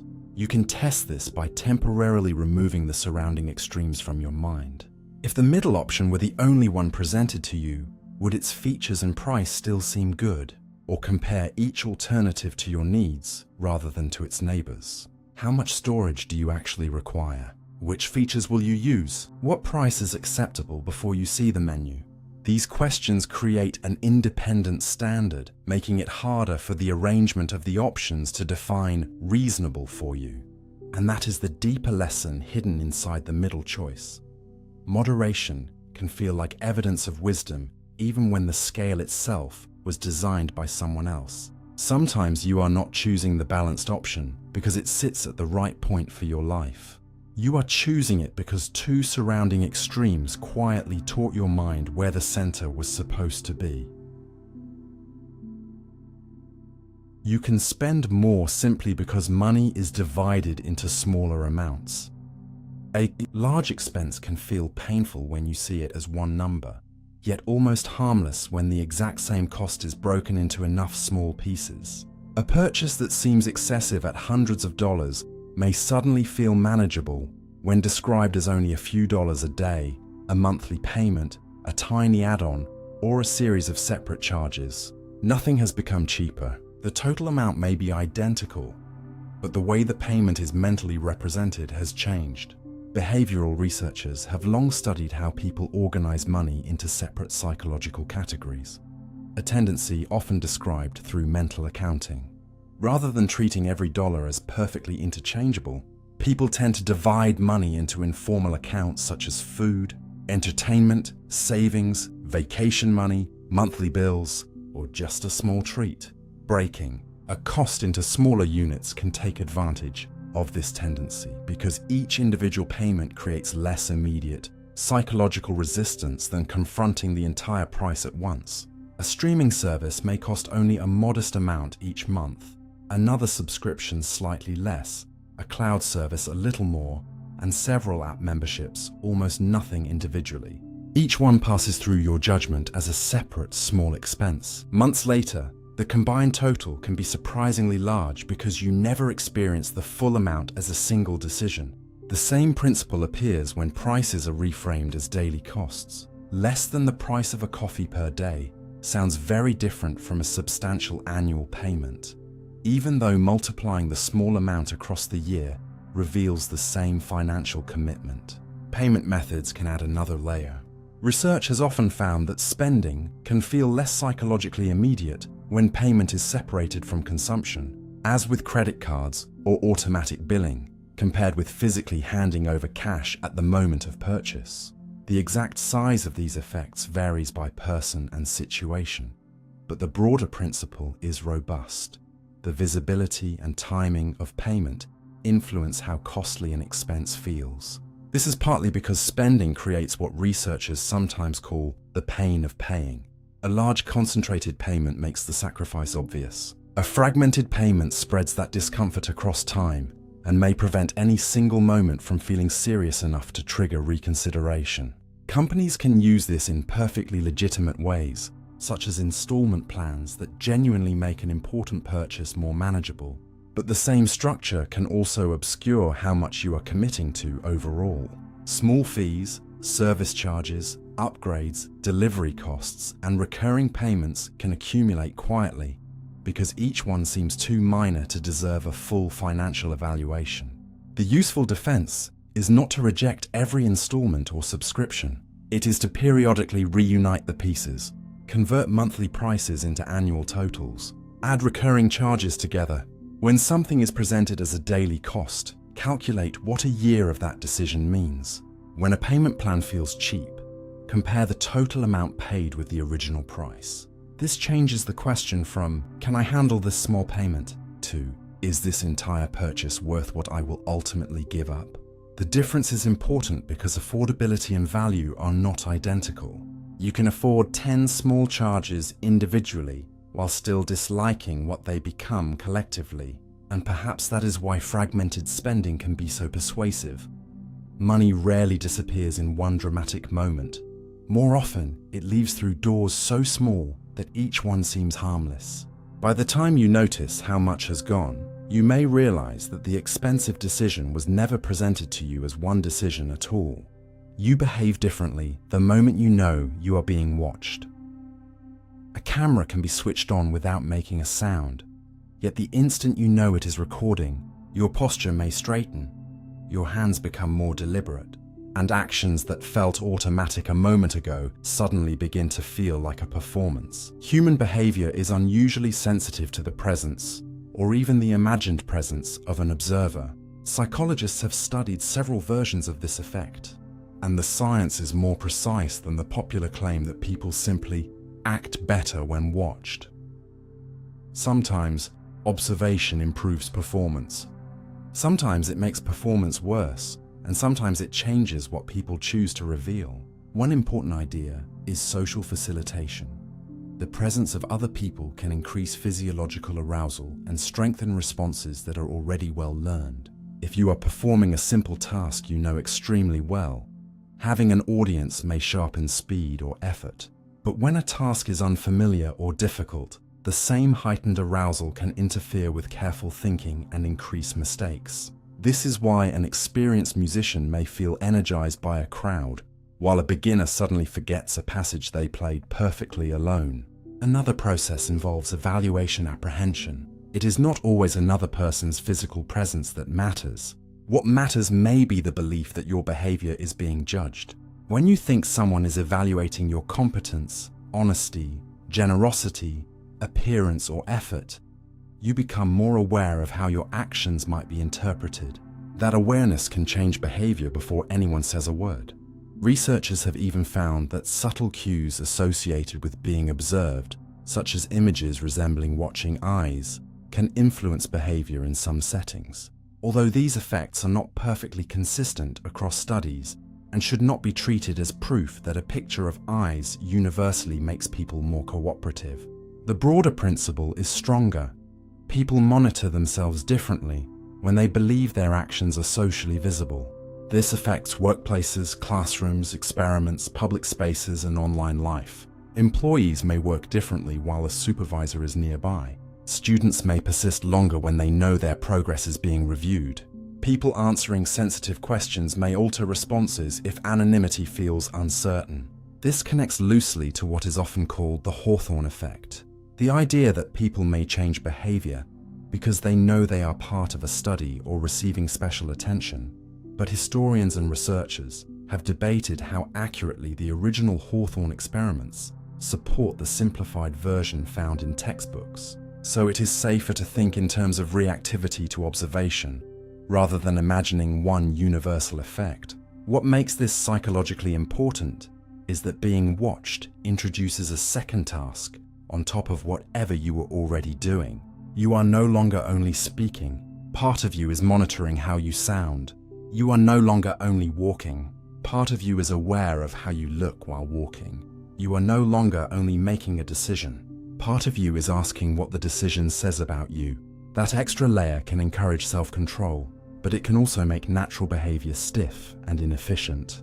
And when observation becomes constant, the difference between acting and performing can begin to blur. You may behave one way in private, another when your name is attached, and another again when strangers can rate, record, or share what you do. None of those versions is necessarily fake. They are different responses to different social environments. The revealing question is not whether being watched changes you. It often can. But which parts of you appear only when no audience is present? And which parts exist mainly because somewhere in your mind, someone might be looking. Doing something good can make you feel more permitted to behave badly later. Strangely, one of the moments when your standards can become easier to bend is immediately after you have done something that makes you feel like a good person. You donate to a charity, finish a difficult workout, make an environmentally responsible purchase, help someone, resist a temptation, or behave generously, and afterward you may feel that you have earned a little permission to indulge, spend, slack off, or behave less consistently with the very value you just demonstrated. Researchers often discuss this pattern under moral licensing or self-licensing. The underlying idea is that a previous good action can strengthen your positive self-image so much that a later questionable action feels less threatening to your identity. Instead of evaluating each decision independently, the mind can begin keeping an informal moral balance sheet. I have already done something responsible. Therefore, this small exception does not really say anything bad about me. Studies have found licensing effects in areas involving consumer choices, prejudice, generosity, health behavior, and environmental decisions, although the size and reliability of the effect vary by context, and researchers do not claim that every good deed automatically causes worse behavior afterward. In some situations, the opposite occurs. One good action reinforces an identity and encourages another good action. The interesting question is what psychological meaning the first action receives. If you think, "I exercised because I am someone who values my health," the behavior can reinforce consistency. If you think, "I exercised, so I have earned the right to ignore my health tonight," the same action becomes a credit that can be spent. This distinction is subtle because the licensing process rarely sounds openly immoral inside your head. It often arrives as fairness toward yourself. You worked hard, so you deserve the expensive purchase. You ate carefully all week, so tonight does not count. You were patient all day, so snapping at someone now feels more understandable. You donated money, so choosing the less ethical option later does not seem to threaten your overall character. The previous good deed becomes psychological evidence that you are still a decent person, making the next inconsistency easier to explain away. One fascinating part of moral licensing is that sometimes even establishing moral credentials can change later behavior. If people have recently had an opportunity to affirm that they are unbiased, generous, or responsible, they may feel safer making a later choice that would otherwise threaten that self-image. But findings in this area are nuanced, and attempts to reproduce some licensing effects have produced mixed results, which is why the phenomenon should be treated as context-dependent rather than as a law of human morality. Still, the concept captures an everyday danger in how people think about virtue. Good actions can become less powerful when they are treated as tokens that purchase future exceptions. A sustainable value is different from a moral transaction. If you care about honesty, one honest act does not place deception into credit. If you care about health, yesterday's exercise does not biologically cancel today's choices. If you care about kindness, helping one person does not reduce the harm done to another. This does not mean you must live with rigid perfection or punish yourself for every inconsistency. Human behavior naturally varies, and occasional indulgence is not moral failure. The useful lesson is to notice when the phrase, "I deserve this," is doing more than offering rest or enjoyment. When it is quietly turning one good decision into permission to contradict the principle behind it. Perhaps character is not built by accumulating enough good moments to excuse the bad ones. It is built when the reason you acted well yesterday still matters after the emotional reward of being good has already faded. You can create obstacles for yourself just to protect your ego from failure. Sometimes the excuse appears before the failure does, and the unsettling possibility is that part of you may have created it on purpose. You stay awake far too late before an important exam, begin a project only when the deadline is dangerously close, refuse to practice before a competition, drink too much the night before something demanding, or tell everyone in advance that you are exhausted and probably will not perform well. On the surface, these choices seem irrational because they reduce your chances of success, but psychology has a name for a pattern that can make them strangely useful to the mind: self-handicapping. When an upcoming performance threatens something important about how you see yourself, creating an obstacle can provide a ready-made explanation if things go badly. If you prepare fully for an exam and fail, you may be forced to confront the painful possibility that your ability was not enough. But if you barely study, failure becomes easier to explain. You failed because you did not prepare. Your ability remains protected behind the obstacle. And if you succeed despite the handicap, the result can feel even more flattering. You succeeded without trying very hard, while tired, underprepared, or under difficult circumstances. The strategy, therefore, creates a psychological arrangement in which failure can be blamed on circumstances, while success can still be credited to ability. Researchers have studied self-handicapping both as actual behavior and as what are sometimes called claimed handicaps, where a person emphasizes an obstacle such as anxiety, illness, stress, or lack of sleep before performance. Importantly, this does not mean that every late night, every delay, or every complaint is secretly manufactured. Real obstacles are real. People genuinely become sick, overwhelmed, anxious, sleep-deprived, and overworked. Self-handicapping refers to situations in which an obstacle is created, exaggerated, or strategically emphasized because it protects self-esteem or public image if the outcome is disappointing. The pattern can become especially tempting when ability is being evaluated. If the question feels like, "How good are you?" rather than simply, "Can you complete this task?" failure threatens identity more directly. That is why a student who deeply values being seen as naturally intelligent may procrastinate more than someone who views studying as part of learning. Preparation itself can feel dangerous because full preparation removes the excuse. Once you have genuinely tried, the result seems to say more about you. Yet the protection comes at a cost. A handicap that begins as a shield can eventually become the reason you fail. Repeated procrastination reduces practice. Avoiding preparation prevents skills from developing. Choosing impossible conditions makes performance genuinely worse. Over time, the person may preserve an image of hidden potential while never discovering what that potential could have become under sustained effort. Self-handicapping can also confuse the people around you. They see missed deadlines, inconsistent preparation, or excuses and may conclude that you simply do not care, while inside, you may care so much about proving yourself that you have made a clean test of your ability emotionally intolerable.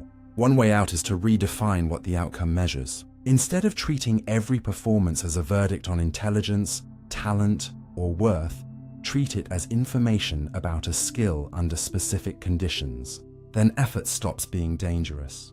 Trying fully and falling short becomes evidence about what needs improvement rather than proof that you have reached some permanent limit. You can also notice the excuses that appear suspiciously early. When you hear yourself establishing reasons for failure before you have even attempted the task, ask what would feel threatening about approaching it without protection. Sometimes the obstacle in front of you was not placed there because you wanted to lose. It was placed there because losing without an explanation felt worse. And the quiet tragedy of self-handicapping is that you can spend years protecting the idea that you might be capable of something by avoiding the conditions that would finally allow you to find out. Your brain automatically follows where other people are looking. Before someone says a single word, their eyes can redirect yours. You are standing beside another person when they suddenly glance sharply toward the corner of the room, and almost without deciding to, your attention moves in the same direction. This response is known as gaze cueing, and it reflects how deeply another person's line of sight is woven into human attention. In laboratory experiments, researchers often show participants a face looking straight ahead, and then shift the eyes left or right shortly before a target appears. People tend to detect or respond to targets faster when they appear where the face is looking, even when the direction of the gaze does not actually predict where the target will be. In other words, you can know that the eyes provide no useful information and still find your attention pulled toward them. The effect can occur quickly and with little conscious intention because gaze is socially valuable information.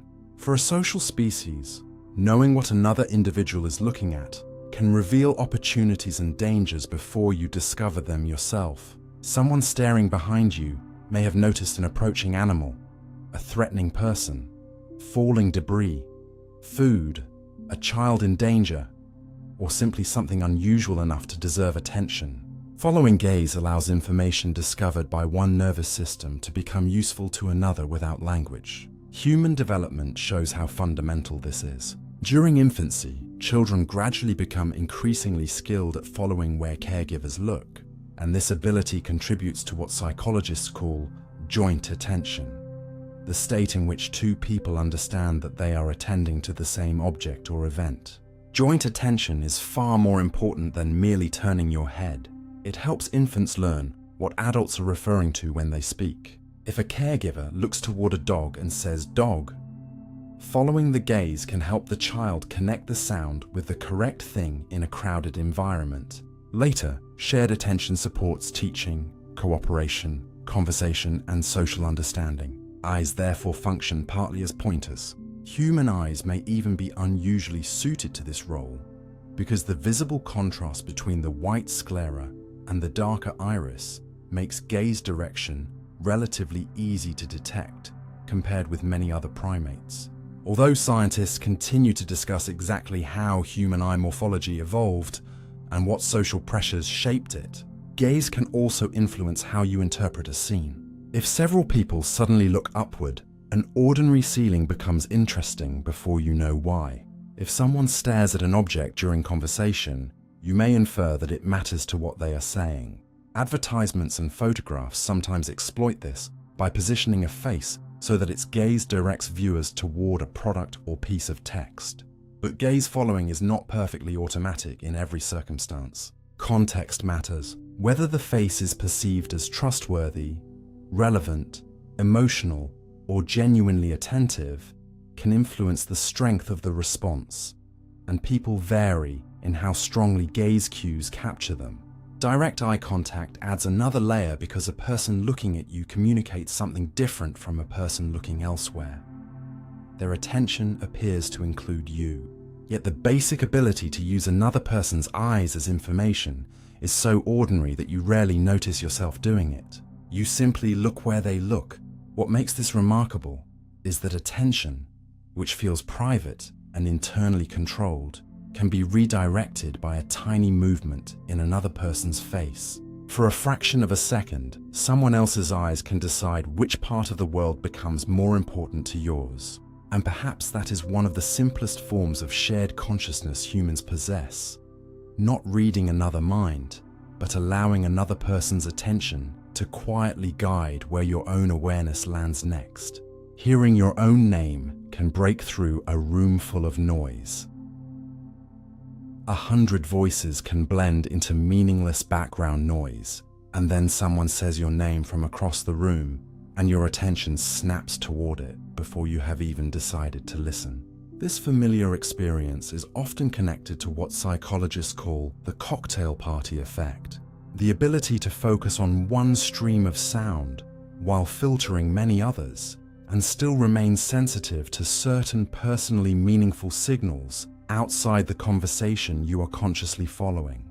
Imagine standing at a crowded gathering. One person is speaking directly to you while music plays, glasses clink, chairs scrape, and several nearby conversations overlap. Your ears receive much of this sound at the same time, yet your experience is not an equal mixture of every voice. The auditory system uses clues such as where a sound is coming from, differences in pitch, timing, voice characteristics, and the continuity of speech to separate the acoustic scene into distinct streams. Attention then gives one stream priority. This filtering is essential because conscious processing cannot treat every sound as equally important. But filtering is not the same as completely shutting the other channels off. Classic studies of selective attention ask participants to listen to different messages presented to each ear and repeat one message while ignoring the other. People remembered surprisingly little about the unattended speech, sometimes failing to notice major changes in its content. Yet later research found that highly meaningful information, particularly a person's own name, could sometimes break through the unattended channel. The effect is not guaranteed. Many people fail to notice their name under demanding conditions, and the likelihood depends on attention, volume, context, individual differences, and how strongly the listener is engaged elsewhere. Still, your name has an unusual advantage because years of repetition have made it one of the most personally significant sound patterns in your life. It signals that a message may concern you directly. The brain does not need to understand every ignored sentence in full detail for a highly familiar pattern to gain priority. Some processing of unattended information can occur before conscious awareness, allowing particularly relevant signals to compete for attention. This is why the phenomenon is more interesting than the idea that you possess unusually sensitive hearing for your own name. Your ears did not suddenly improve. The significance of the sound changed its chance of reaching awareness. Other personally meaningful cues can sometimes behave similarly. A familiar voice, a threatening sound, a baby crying for a parent, or a word strongly connected with a current goal may attract attention more readily the neutral background information. At the same time, researchers continue to debate exactly how early unattended information is filtered and how much meaning is processed before attention selects it, because the answer changes with the difficulty of the task and the strength of the competing signals. What is clear is that attention behaves less like a sealed door and more like a guarded entrance. Most incoming information is prevented from occupying the center of consciousness, but some signals carry enough relevance to interrupt what you were doing. That interruption can happen so quickly that the turn of your head seems to precede the thought. Someone said my name, and there is something quietly revealing in that moment. While you believe you are choosing what to listen to, part of your mind is still watching the edges of the soundscape, asking whether anything out there is important enough to call you back. Your attention can go blind for a fraction of a second. Your eyes can be open. An object can appear directly in front of you, and you can still fail to consciously register it because your attention is busy processing something that appeared only a moment earlier. Psychologists call this the attentional blink, a brief limitation in visual attention that becomes especially clear when information arrives rapidly, one item after another. In laboratory experiments, participants might watch a fast stream of letters, numbers, or images appearing in the same location and be asked to identify two important targets hidden among them. The first target is often detected successfully, but if the second target appears shortly afterward, typically within a window of a few hundred milliseconds, people become much more likely to miss it, even though their eyes were pointed directly at the display and the second item was physically visible. It is as though attention briefly closes after grabbing the first important event. The word blink is metaphorical. Your eyelids do not need to move.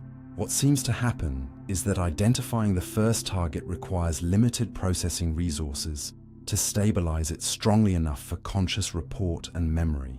During that short period, another item can arrive before the system is fully ready to give it the same treatment. The visual information may enter the brain, but it may fail to become a durable conscious representation that you can report afterward. This distinction matters because seeing is not a single event. Light reaching the eyes is only the beginning. The nervous system must select, organize, identify, and maintain information long enough for it to become part of what you consciously know you saw. The attentional blink reveals a bottleneck somewhere in that chain. Interestingly, the effect does not behave like a simple mechanical shutdown. When the second target follows the first almost immediately, people can sometimes detect both surprisingly well, a pattern researchers call lag-one sparing. This suggests that attention may occasionally treat closely adjacent targets as part of the same processing episode, rather than closing between them.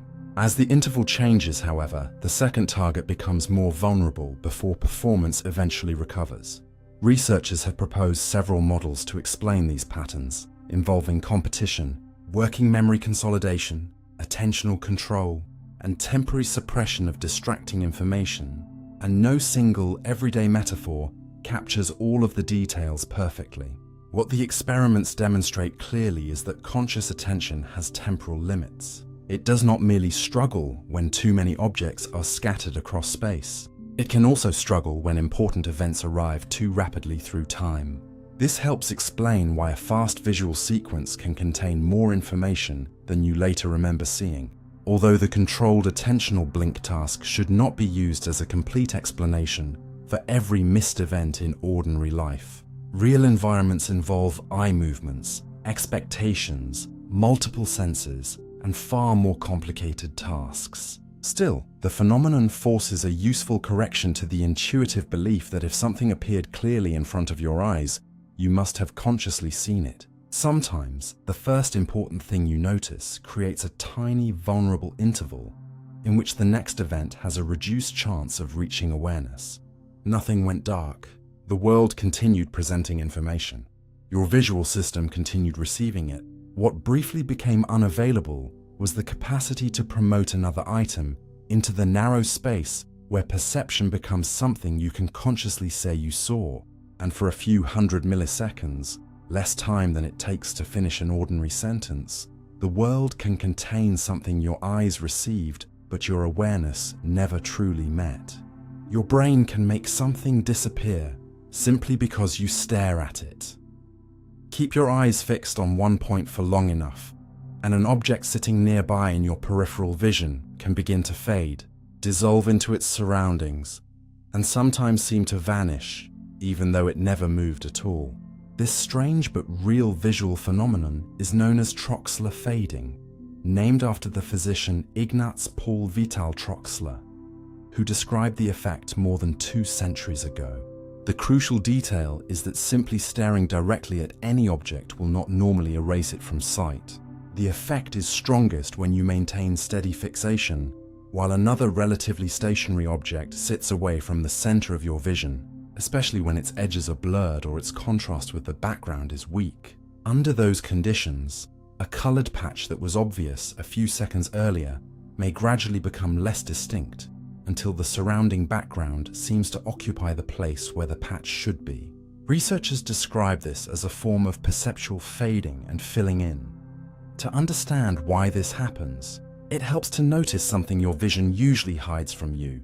Even when you believe your eyes are perfectly still, they are making tiny involuntary movements. These fixational movements continually shift the image across slightly different parts of the retina, preventing an unchanging visual signal from remaining perfectly constant. That matters because sensory neurons are especially responsive to change. If a stimulus becomes too stable, responses to it can weaken through adaptation, making the object less effective at competing for awareness. Small eye movements, including microsaccades, can help restore faded peripheral targets by introducing fresh visual change, which is why blinking or shifting your gaze often makes the missing object immediately return. But fading is only half of what makes the illusion so convincing. You do not normally experience a dark, empty hole where the object disappeared.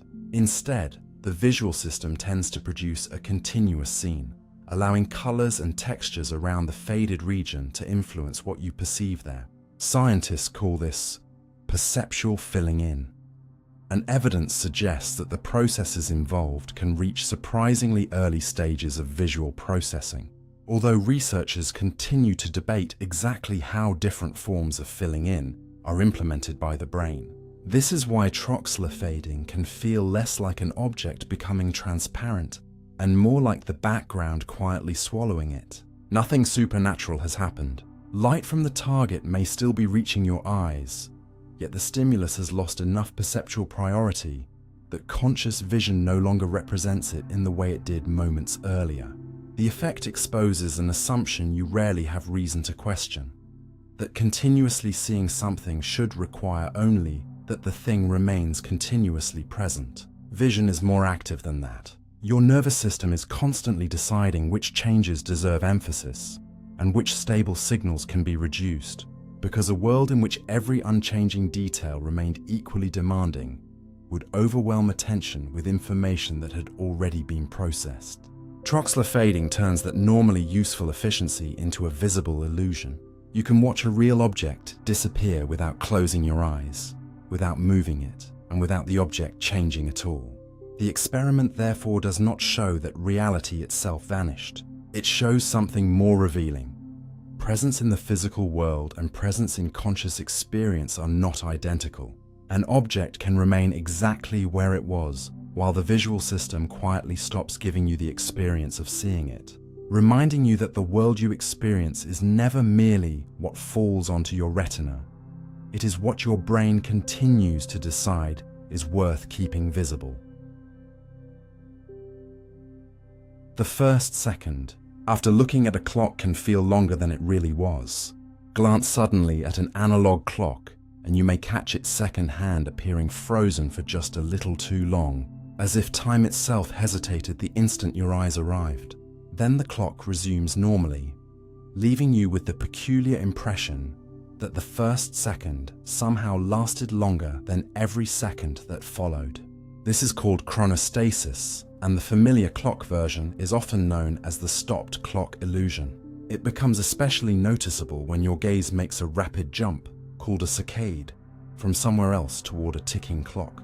Your eyes perform these jumps constantly. Rather than smoothly scanning every detail of a room, they repeatedly leap from one point of interest to another, often several times each second.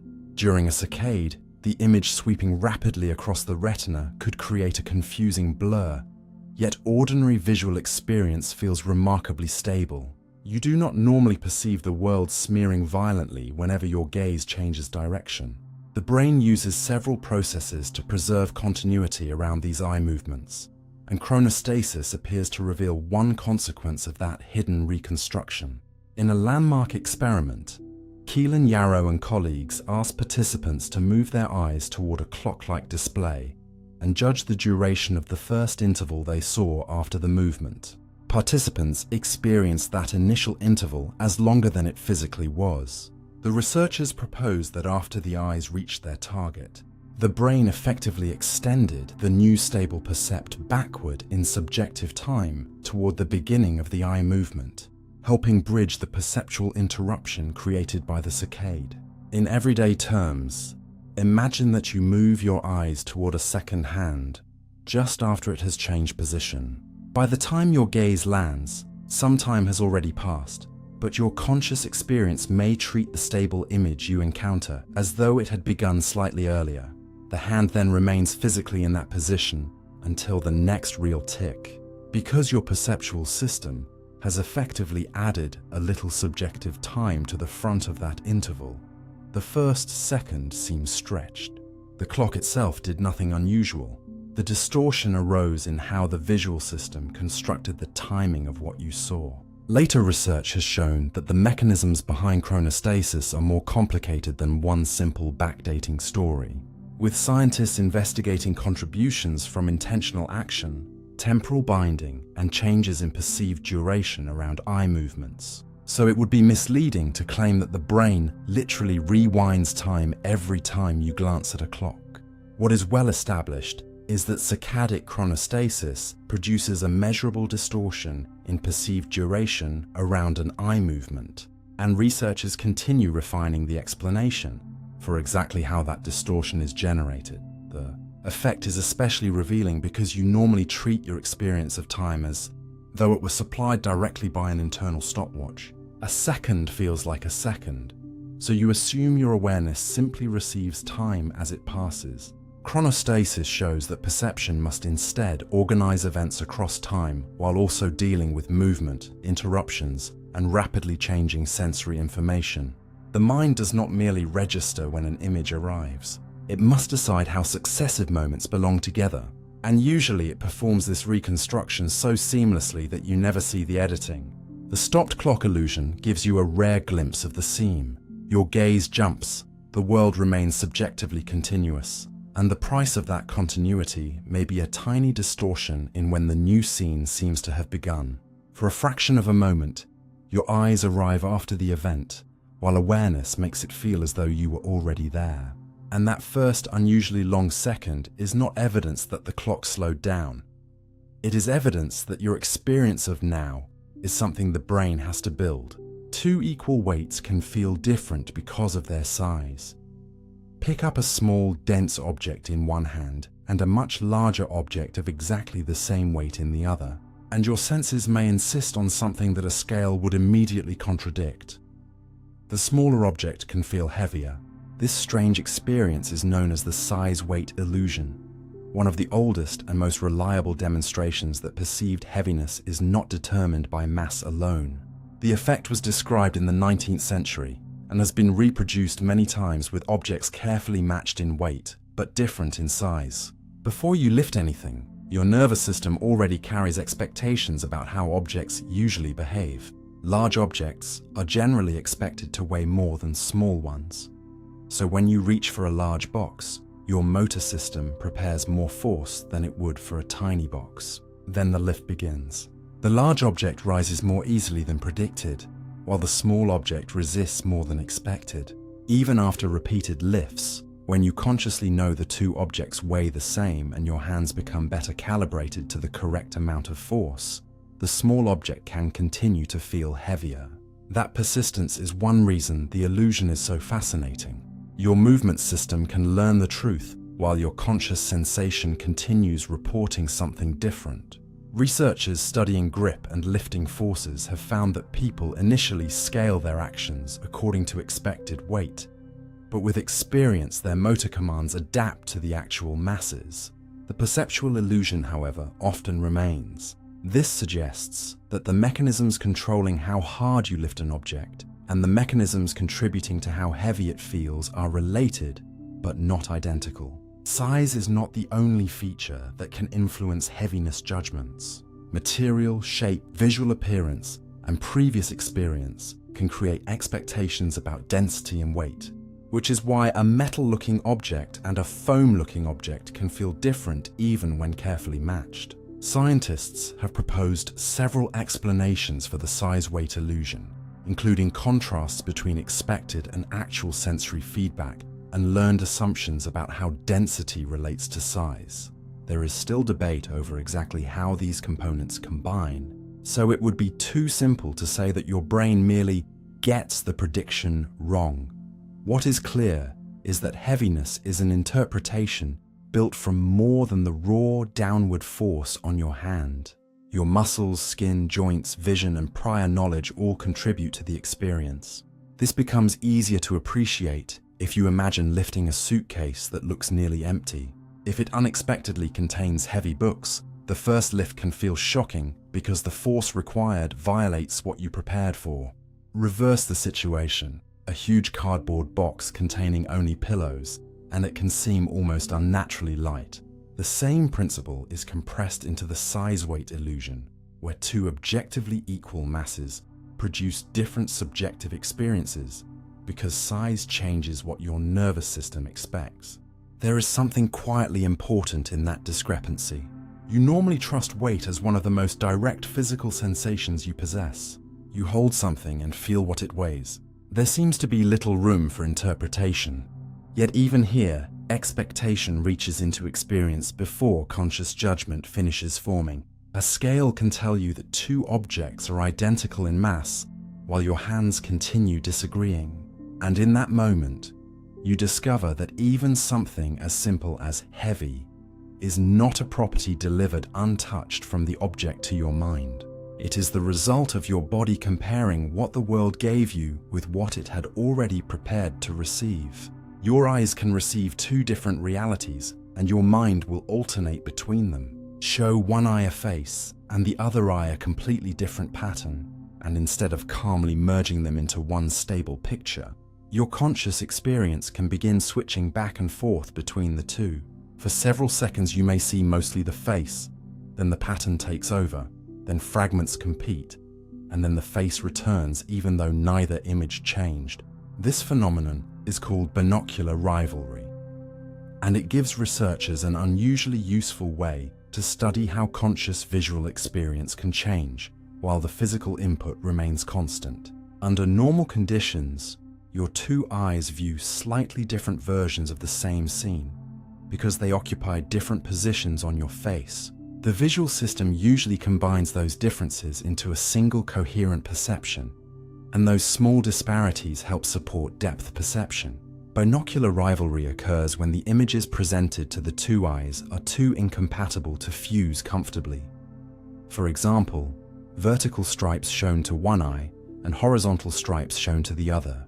Rather than experiencing a permanent transparent mixture, observers typically report alternating periods of dominance, during which one image is consciously visible while the other is partly suppressed. After a short time, dominance changes. Importantly, your eyes themselves have not switched images. The stimulus delivered to each eye can remain perfectly unchanged, while perception shifts repeatedly. This makes rivalry scientifically valuable, because researchers can compare brain activity associated with what a person reports seeing without changing the external display at the same moment. The alternations are not perfectly regular like a clock. One image may dominate longer than another, and factors such as contrast, brightness, motion, spatial structure, attention, and individual differences can influence the pattern. Increasing the strength of one stimulus can change how rivalry unfolds. although the relationships are more complicated than simply making one image permanently win. Attention can bias perception toward one image to some degree, but most people cannot hold one interpretation indefinitely through willpower alone. Eventually, the suppressed image tends to return. Scientists have debated where the competition occurs in the visual system. Early theories emphasized rivalry between signals associated with the two eyes, while later work showed that competition also involves representations of visual features and objects at multiple levels of processing. Modern accounts therefore tend to view binocular rivalry as a distributed process rather than a tiny switch located in one single place. Another intriguing detail is that suppression is not equivalent to deleting the losing image from the nervous system. Information from the currently suppressed stimulus can still produce measurable effects, even when the observer does not consciously report seeing it clearly. That means the border between visual processing and visual awareness is not simply processed versus not processed. Something can influence the system while remaining outside the dominant conscious picture. Binocular rivalry has therefore become important in research on visual awareness, attention, neural competition, and the relationship between sensory input and conscious perception. It should not be exaggerated into the claim that your mind freely chooses reality, or that consciousness can manufacture whatever world it prefers. The experiment is tightly constrained by the two images actually entering the eyes. What changes is which of those competing signals becomes dominant in awareness from moment to moment. Yet that is already remarkable enough. You might expect that if the world supplies the same visual information continuously, your experience should remain stable. Instead, the outside input can stay still while your inner picture changes several times. One eye has not become correct and the other incorrect. Both keep sending information. Conscious vision simply cannot fully stabilize both incompatible interpretations at once. So it alternates, and for a few moments, you can watch perception reveal its own competition. Two steady streams entering the nervous system, one awareness moving between them and a reality on the screen that never changes, while the reality you experience refuses to stay the same. A stationary object can appear to move after you watch motion for too long. Stare at a waterfall for half a minute, then shift your eyes to the motionless rocks beside it, and the rocks can seem to drift upward, even though you know perfectly well that solid stone has not begun to move. This striking illusion is called the motion after effect, and its classic version is often known as the waterfall illusion. It reveals that your experience of movement is not created simply by detecting whether an object changes position. Your visual system contains populations of neurons that respond preferentially to motion in particular directions. While you watch something moving continuously downward, such as falling water, the neural populations responding strongly to downward motion remain active for an extended period and gradually adapt. They do not switch off, but their responsiveness changes. When you then look at a stationary surface, the normal balance between neural signals representing different directions has temporarily been altered. Activity favoring the previously viewed direction is relatively reduced, so the opposing direction can become perceptually dominant. The result is extraordinary. Nothing on the wall, rock, or landscape needs to move for movement to appear in your awareness. The illusion usually weakens and disappears as the adapted systems recover, which is why the world does not remain permanently distorted after you look away. Researchers have produced motion after effects using rotating spirals, drifting stripes, expanding patterns, and many other moving displays, showing that the phenomenon is not unique to waterfalls. Different kinds of motion adaptation can even influence judgments about speed and direction, giving scientists a powerful tool for investigating how motion is represented across different stages of visual processing. What makes this different from an object fading during prolonged fixation is that the visual system is not simply reducing awareness of an unchanged stimulus. Here, prolonged exposure to one direction of motion actively biases what direction you perceive afterward. The stationary scene becomes the canvas on which the imbalance is revealed. And this tells you something important about visual perception that everyday experience normally conceals. movement is encoded comparatively. Your brain is continually balancing activity across systems sensitive to different possibilities, and what you consciously see depends partly on the relationship between those signals.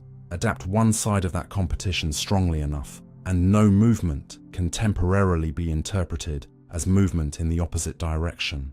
You can even notice a faint version after watching scenery flow past the window of a moving vehicle or staring at a rapidly scrolling display, although the strength varies with duration, contrast, speed, and what you look at afterward. None of this means the brain has forgotten where objects really are. You still know intellectually that the rocks are stationary. Perception and knowledge can disagree for a few seconds, and knowledge does not immediately cancel the illusion. That disagreement is precisely what makes the motion after effect so useful scientifically. It allows you to feel, rather than merely understand, that seeing motion is an active calculation performed by a changing nervous system. The rock never climbed upward. The world never reversed direction. What changed was the visual machinery that had been watching motion for so long that stillness no longer looked perfectly neutral. Your brain can make a moving object seem slightly ahead of where it really is. A moving object and a brief flash can occupy the same physical position at the same moment, yet you may swear that the moving object was already farther ahead. This perceptual puzzle is known as the flash lag effect, and it has fascinated vision scientists because it exposes a difficult problem your brain must solve constantly. The world keeps moving while neural processing takes time. In a common demonstration, a dot or bar travels smoothly across a screen while another object is flashed beside it for only an instant. When the flash is physically aligned with the moving object, observers often perceive the moving object as being slightly farther along its path. The effect is small, but remarkably convincing. At first glance, it is tempting to say that the brain simply predicts where moving objects will be and pushes perception forward to compensate for neural delay. Prediction probably matters in many aspects of motion perception, because an organism that represented every moving target only after lengthy processing would constantly be reacting to outdated information. Yet scientists have learned that the flash lag effect cannot be reduced confidently to one simple prediction mechanism. Several explanations have been proposed, including motion extrapolation, differences in how quickly continuously moving and suddenly flashed stimuli are processed, and temporal integration, in which the visual system combines information arriving across a short window of time. Different versions of the illusion appear to favor different contributions, and debate about the precise mechanism has continued, because perception does not timestamp visual events as neatly as a camera recording individual frames. Continuous motion gives the brain information before and after the critical moment. A flash, by contrast, appears abruptly and vanishes. Those two signals have very different temporal histories, even if they briefly share the same physical location. The visual system must somehow compare them, and the final conscious result can place the moving object ahead. This becomes especially interesting when you think about what vision is actually for. You rarely need to know where a moving object was a fraction of a second ago. You need information useful for acting now. Catching a ball, avoiding a cyclist, tracking another person, guiding your hand towards something in motion. The nervous system uses continuously updated information to make those interactions possible. But the subjective picture you experience is not a simple frame-by-frame copy of the retina. Timing itself must be interpreted. A moving object also generates a continuous trajectory, allowing later information to influence how its recent position is represented, whereas an isolated flash provides far less temporal context. That does not mean your brain literally sees the future or knows where an object will go before the information exists. Sudden changes in direction can defeat straightforward prediction, and real motion perception depends on many interacting mechanisms. The important lesson is more grounded and, in some ways, more surprising. Perceived position is partly dependent on time. Where something appears to be can depend on whether it was moving, how long it had been moving, and what other events occurred around it. Position is therefore not always an instantaneous answer extracted from a single frozen moment. Your visual system builds it from information unfolding across time, and for one brief instant in the flash lag illusion, you can catch that construction in action, the moving object seeming to arrive slightly before the physical world says it should, not because reality jumped forward, but because your experience of the present is assembled from a stream that never truly stands still. Your eyes can pull a sound toward the wrong location. A ventriloquist can place a voice several feet away from a puppet, yet when the puppet's mouth begins moving, you may genuinely experience the voice as coming from the puppet instead of the person producing it. Your hearing has not stopped working, and your eyes have not somehow changed the sound waves entering your ears. What has changed is your brain's estimate of where the sound originated. This is known as the ventriloquism effect, or visual capture, and it reveals that the senses do not always deliver separate reports that consciousness calmly compares afterward. When sight and hearing appear to describe the same event, the nervous system can combine them into a single interpretation. Sound location is particularly interesting because your ears do not contain a simple spatial map equivalent to the image projected across the retina. To estimate where a sound comes from, the auditory system uses differences in when sound reaches each ear, differences in intensity, and changes caused by the shape of the outer ears and surrounding environment. This system is remarkably effective, but visual information can often provide more precise spatial information. If you can clearly see a mouth moving at one location while hearing matching speech from a nearby loudspeaker, your brain has good reason to suspect that the sight and sound belong to one object.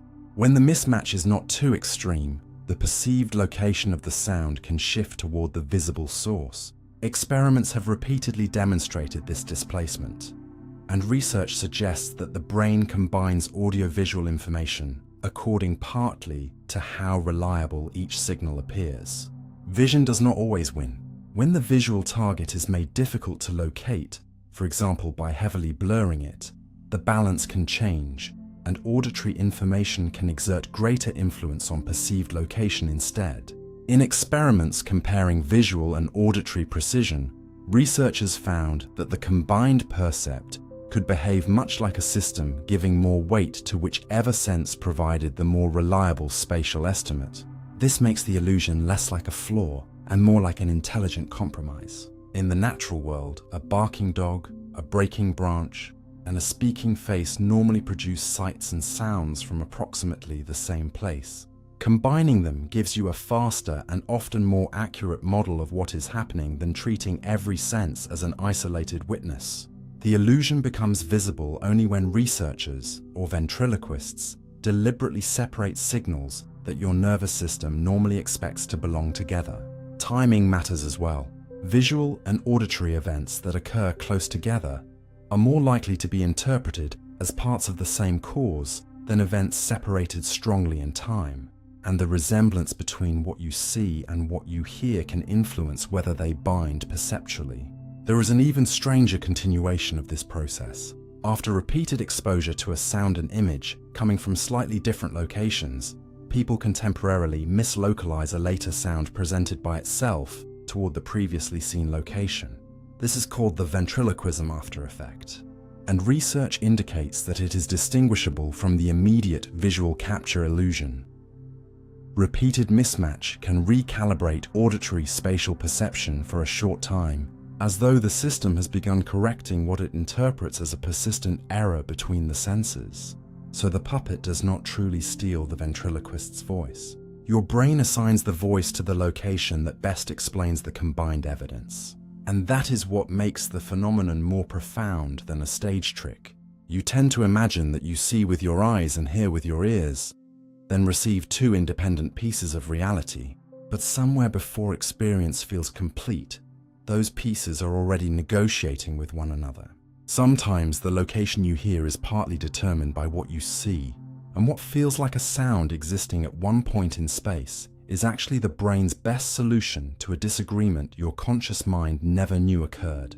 You can remember a scene as wider than what you actually saw, Show someone a tightly cropped photograph of a room, remove it, and later ask them to recreate what they saw, and they may confidently include space that was never inside the photograph at all.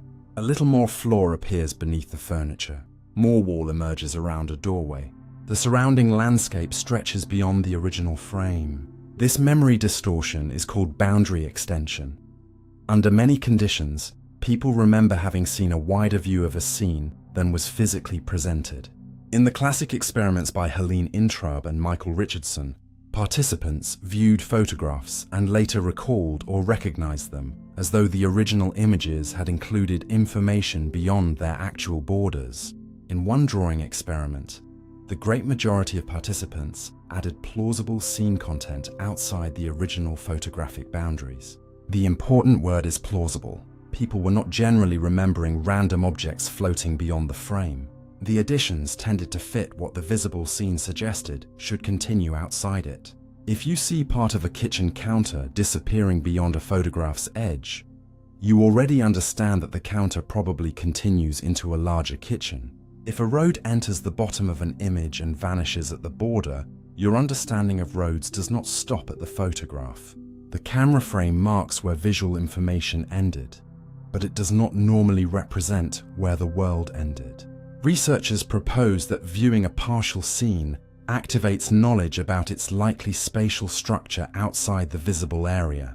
Later work found that boundary extension could occur when scene context was perceived or even imagined, supporting the idea that your representation includes more than the literal pixels that reached your eyes. What makes this especially surprising is how quickly the distortion can appear.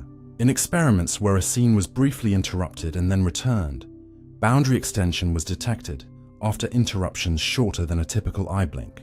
Participants sometimes judged an unchanged image as though the second presentation had suddenly become more close-up, implying that their representation of the first view had already expanded beyond its physical borders. This suggests that remembering a scene is not always like storing a photograph and slowly corrupting it over hours or days. The representation of surrounding space can become entangled with the viewed information almost immediately. Even deliberately examining the edges does not completely eliminate the phenomenon. Eye-tracking studies found boundary extension even when participants knew that their memory for the borders would be tested and repeatedly looked toward those regions, although forewarning could reduce the error.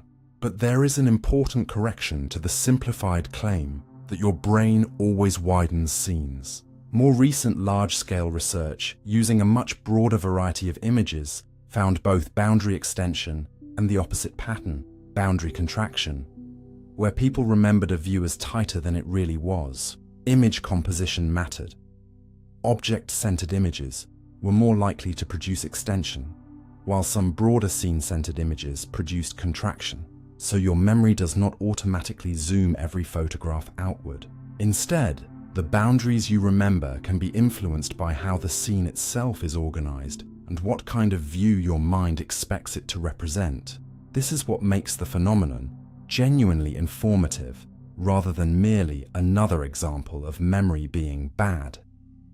Your visual system is designed for navigating continuous environments, not for worshipping the artificial rectangle created by a camera. In ordinary life, when you turn your head, the world continues. Objects do not stop existing at the edge of your current field of view. Building a representation that anticipates surrounding space can therefore be useful, even though it creates errors when scientists later ask you to remember the exact crop of a photograph. And there is something quietly strange about discovering where the error occurs. You may believe you remember the picture itself, but part of what returns is the larger world your mind understood the picture to belong to. The frame belonged to the camera. The space beyond it belonged to your expectation. And when memory later combines the two, you can become certain that you saw a little more of the world than your eyes were ever actually shown.